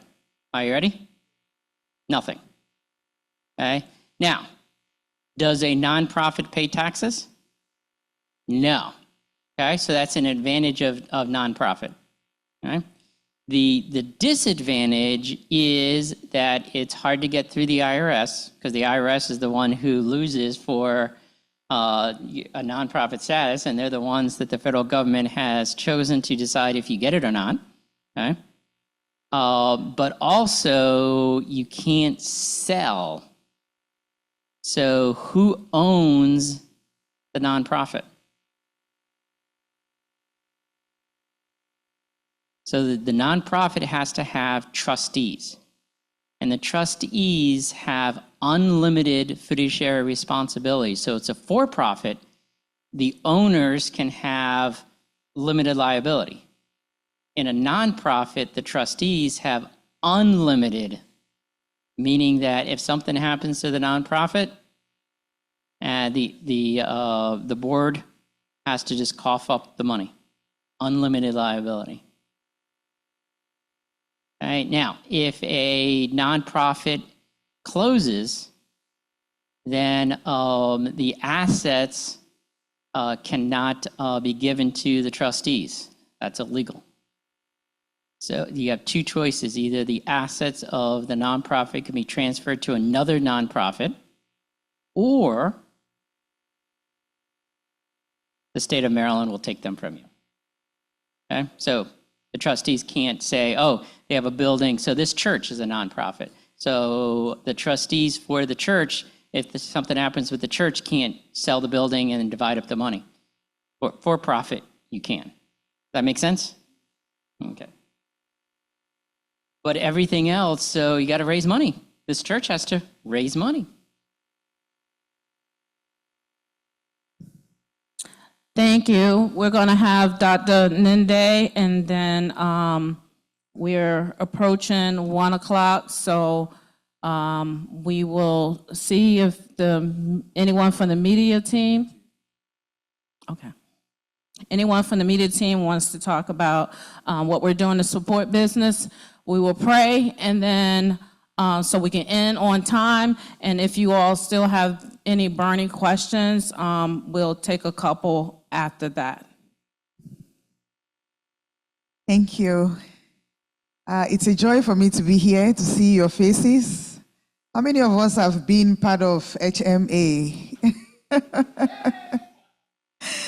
Okay, I love what Sister Patricia said, what we do to support your businesses. As the director for Harvest Marketplace Academy, I've had students come to class thinking, oh, I'm going to learn business skills. And then we open scriptures and they're wondering, why are they opening scriptures? I learned something 2011, a long time ago, that every time I went on missions with a group of people, there was this tendency for those within the village to look for me. In a class of missionaries, I was usually the one invited to come out. And I began trying to find out, why was I the one being invited to go out? Why is it that when we go to a school to evangelize, the students want to look for me? Was it because I was a foreigner? Was it because if I was a foreigner in Uganda, for instance, or in Nigeria, what about Cameroon? What was the difference? What was it that attracted people to me? And I began realizing that it was because I came not just with the gospel. I always came with something in addition. I wanted to sponsor children within the school that maybe they were one of the first 10 and they did not have enough funds to continue their education. I wanted to help other missionaries on the field start a small business. If you had an idea and you were looking for capital, I wanted to be part of that. And trust me, it wasn't that I had money. My allowance at the time was 16,000 naira, which was maybe $30. But yet, within those $30, I had this understanding that $15 was meant for me and $15 was meant for God. I don't know how many of us here we love the Lord and we want to see his kingdom extended. We need resources to do that. People gravitate to you when you have money, when you have the authority, when you are able to say something and actually back it up. And so it's not enough for us to go out and evangelize. We need to carry something along with us. And the reason why we have Marketplace Academy is because even though we love the Lord, some of us have understood that we are not called to be pastors. We are not called to be evangelists. We are not called to be apostles. And yet we want to extend the kingdom of God. How do we do that? And that's where Harvest Marketplace Academy comes in. To equip you, number one, to understand the theology of doing business as missions, of doing your work as an act of worship to God. That wherever you are, you understand that when I do my work excellently, I'm worshiping, I'm glorifying God. When I excel in my service, in my customer service, even in the products that I do, when I do them really well, and somebody looks at it, they see the glory of God revealed. That's why the Bible says all creation worships God, the flowers, the birds, because they see that glory revealed. But in addition to doing my work excellently, I want to come to the top of whatever organization I'm in. And I've been in the marketplace. Every organization that I've gone to work in, I always come out at the top before I resign. And the question I'm asking is, again, what is the difference between me and others? People ask me, how do you deal with competition in the marketplace? And I have this standard answer: I've never competed with anybody. Because the truth is this: I'm created for purpose. And in every space where I find myself, if I give myself to service, to excellence, I will rise to the top. When somebody starts competing with me, it means that it's time for me to go up higher. It's that basic. And so at Harvest Marketplace Academy, that is what we train you for. We train you, number one, to realize that to influence this world for Christ, to make disciples of the nations as God has asked us to do.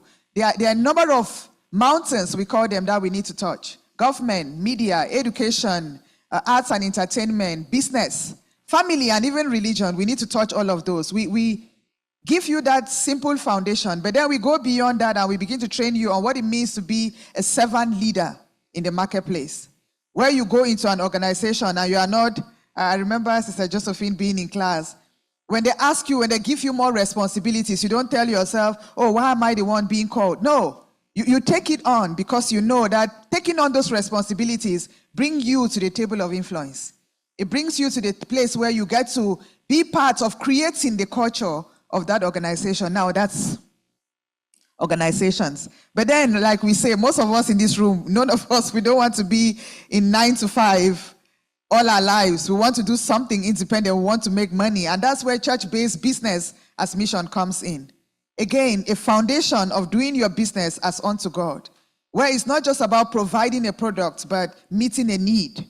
So we help you also to draft, to create your sales speech. I always put this disclaimer that I may not know anything about clothing. I may not know anything about hair products or beauty products.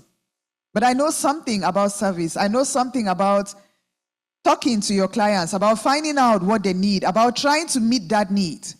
Because if we can meet the needs of people in every space where we excel, or in every space where God has given us a gift, then we get to make sales, right? We get to word of mouth, advertise our products. Someone else hears about what we are doing.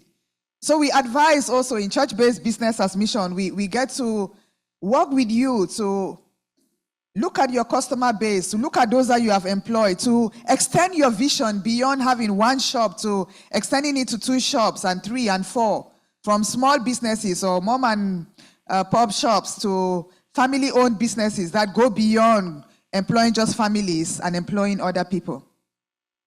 And then we do things also like strategic foresight, which is what we are doing right now, strategic leadership and foresight. Again, the theology of strategy. It comes from God. Flourishing is of God. Extension is of God. Multiplication is of God, right? But sometimes when we are doing strategic planning, we don't ask ourselves, why did God create my organization? Why did God ask me to start a business? It's because you were created to meet a need. I mean, someone says that there are no ugly women in the world, just lazy ones. And so you ask yourself, when you are doing beauty products, for instance, you know that you are in the job of making women beautiful. It's not that they are not beautiful, it's that you want to enhance that beauty. You want to bring it out. Because trust me, sometimes when we wake up and we don't put no foundation on our faces, we look different, right? So there is something that we do. And in Nigeria, we tell you that we address you the way you dress. So which means that everything about you, you are meeting a need, creating something beautiful that someone will look at, admire. And all of this that we are doing, all of this need meeting that we are doing is to attract people to the God in us. At the end of the day is that they may come to know the God in us. So you have business people, and just a few of you put up your hands as those who have done an HMA program, whether it was a course or a free program that we did. I want to invite you all to join us. Please join us. We'll also be teaching you spiritual mapping as you do your businesses. What are the strongholds? What are the things that are preventing you from moving forward in that business, in that job that you are doing? How do you break those in the place of prayer? So we do all of that. Our desire is that will enhance your ability, will help you to unleash your potential and those of the people that you are ministering to. Because your colleagues, your bosses, those that are your subordinates, all of them are those that you are ministering Christ to. How do you do this without overtly pushing them away from your God and your Christ? How do we do all of this? So those are the things that we talk about at HMA, and I want to invite you to join us. You can come in just for particular courses, or you can come in for all 6 courses that we provide. But feel free to join us the next time you see an advert. And I was told, always have an action or a call to action. So if you would like more information, please see me at the end of this. Thank you so much, Sister Patricia. Thank you so much. So we are at 1 o'clock, and I like to stay on schedule. But first, I just want to thank Sis Irene and Brother David. Partnering with them made this event a success. We do want to put more of these events on the calendar for next year. And maybe I'm speaking with Bishop to see if we can squeeze something in before the end of this year. So we'll see and let you know. Also, thanks to Sis Gwen, who was supporting outside, and Sis Melanie, who was here earlier today, and media, always thank you, Marvi. Sissy Bear, thank you for always supporting me with everything that I do here. I really appreciate it, and I want to thank to Shauna, who set up, make sure everything was set up last night, the tables, the tablecloths, so everything looked nice. We do appreciate it.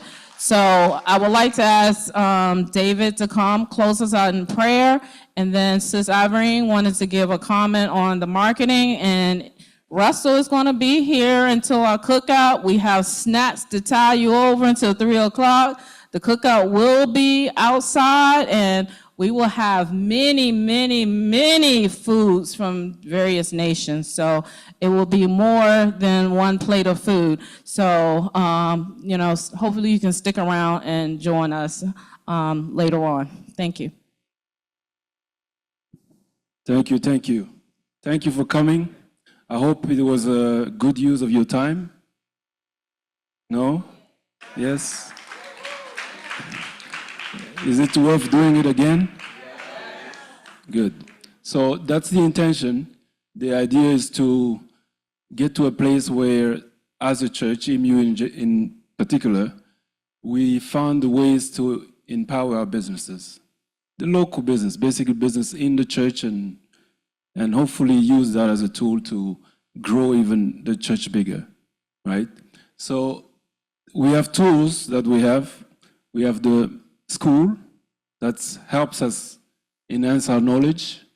And we're going to have an event like this where people can come, show what they do, show what services, what product they offer, so that people at church will know that they exist. And hopefully they will be able to not only be customer, or at least talk about their services to other people. All right? There's a few things that was talked about today. They say 80% is attitude. Most of the things that they talked about were found in the Bible. I could quote them, but we're not going to spend more time in that. But I wanted to say thank you. I wanted to say thank you to all of you who showed up, because by you showing up, you're telling the church that you exist and you want to be known and you want to be, you have a place in the church, basically, right? So I don't know if there's any last word, but I think we're going to conclude here. But I want to remind the vendors that we are authorized by the church to put the product or services out there so that, you know, the rest of the church can see. It's going to be a bigger event outside because there will be a lot more people. That means a lot more potential customers, right? So take advantage of that and have fun, and let's grow our business God's way. Thank you. Okay.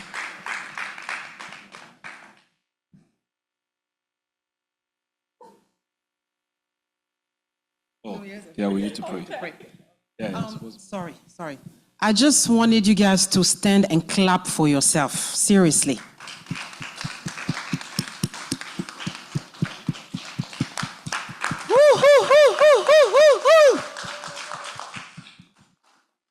Because it is not easy to be an entrepreneur. And I really, really applaud each of you for taking your time to come here today to invest into your business, to invest into the knowledge, to invest into how to move your business forward. So really, we appreciate you all. Thank you. Thank you. I was supposed to close the prayer, but I want to ask somebody to give us the honor of praying, because she teaches about these things God's way. So I want the doctor, if possible. Amen. Father, we are grateful, Lord, for a time like this one where you remind us, King of Glory, that you have called us for more, and that there's greater potential, Lord, for the businesses that we are involved in. You say you give us power to create wealth for the establishment of your covenant. And that power, Lord, is insight. That power, Lord, is useful knowledge. That power, Lord, is drive. It's opening our eyes, Lord, to see where the opportunities are. And we thank you that today you have done a lot, Lord, in opening our eyes. I've heard testimonies, even as I walked around this room, that this session was necessary. Father, we give you praise for everything that everyone has learned here. We ask, Lord, that even as we go out, King of Glory, that none of these things will fall to the ground, but every one of them, Lord, will be implemented. And that there will be success, Lord, in these businesses. You say you bless the work of our hands. Even as they have heard, Lord, and they go out to implement, we are asking, King of Glory, that we will see that manifestation of your blessing, Lord, upon their work. That they will know increase, King of Glory. That they will know, Lord, increased favor. Even as they go out to sell, even as they talk to others, even as they make themselves known on social media. You are the one, Lord, that publicizes us. We ask, Lord, that you grant that for every business person represented here. And we ask, Lord, that even as we increase, King of Glory, that we will not forget that it is you that has granted us this success. For we know that as our hearts are one with you, heaven backs us in every endeavor. And so we bless you, Lord, again for the organizers. We bless you for everyone that has spoken. We ask, Lord, that you also bless them in their endeavors, that they will see growth, oh Lord, and that they will know that they have done the thing that you asked them to do as they see the fruits of their hands. We ask all these, Father, in the precious name of the Lord Jesus. Amen. Thank you very much. You are dismissed. Thank you, Patrice. Thank you very much for doing the hard work. I'm so grateful. Thank you.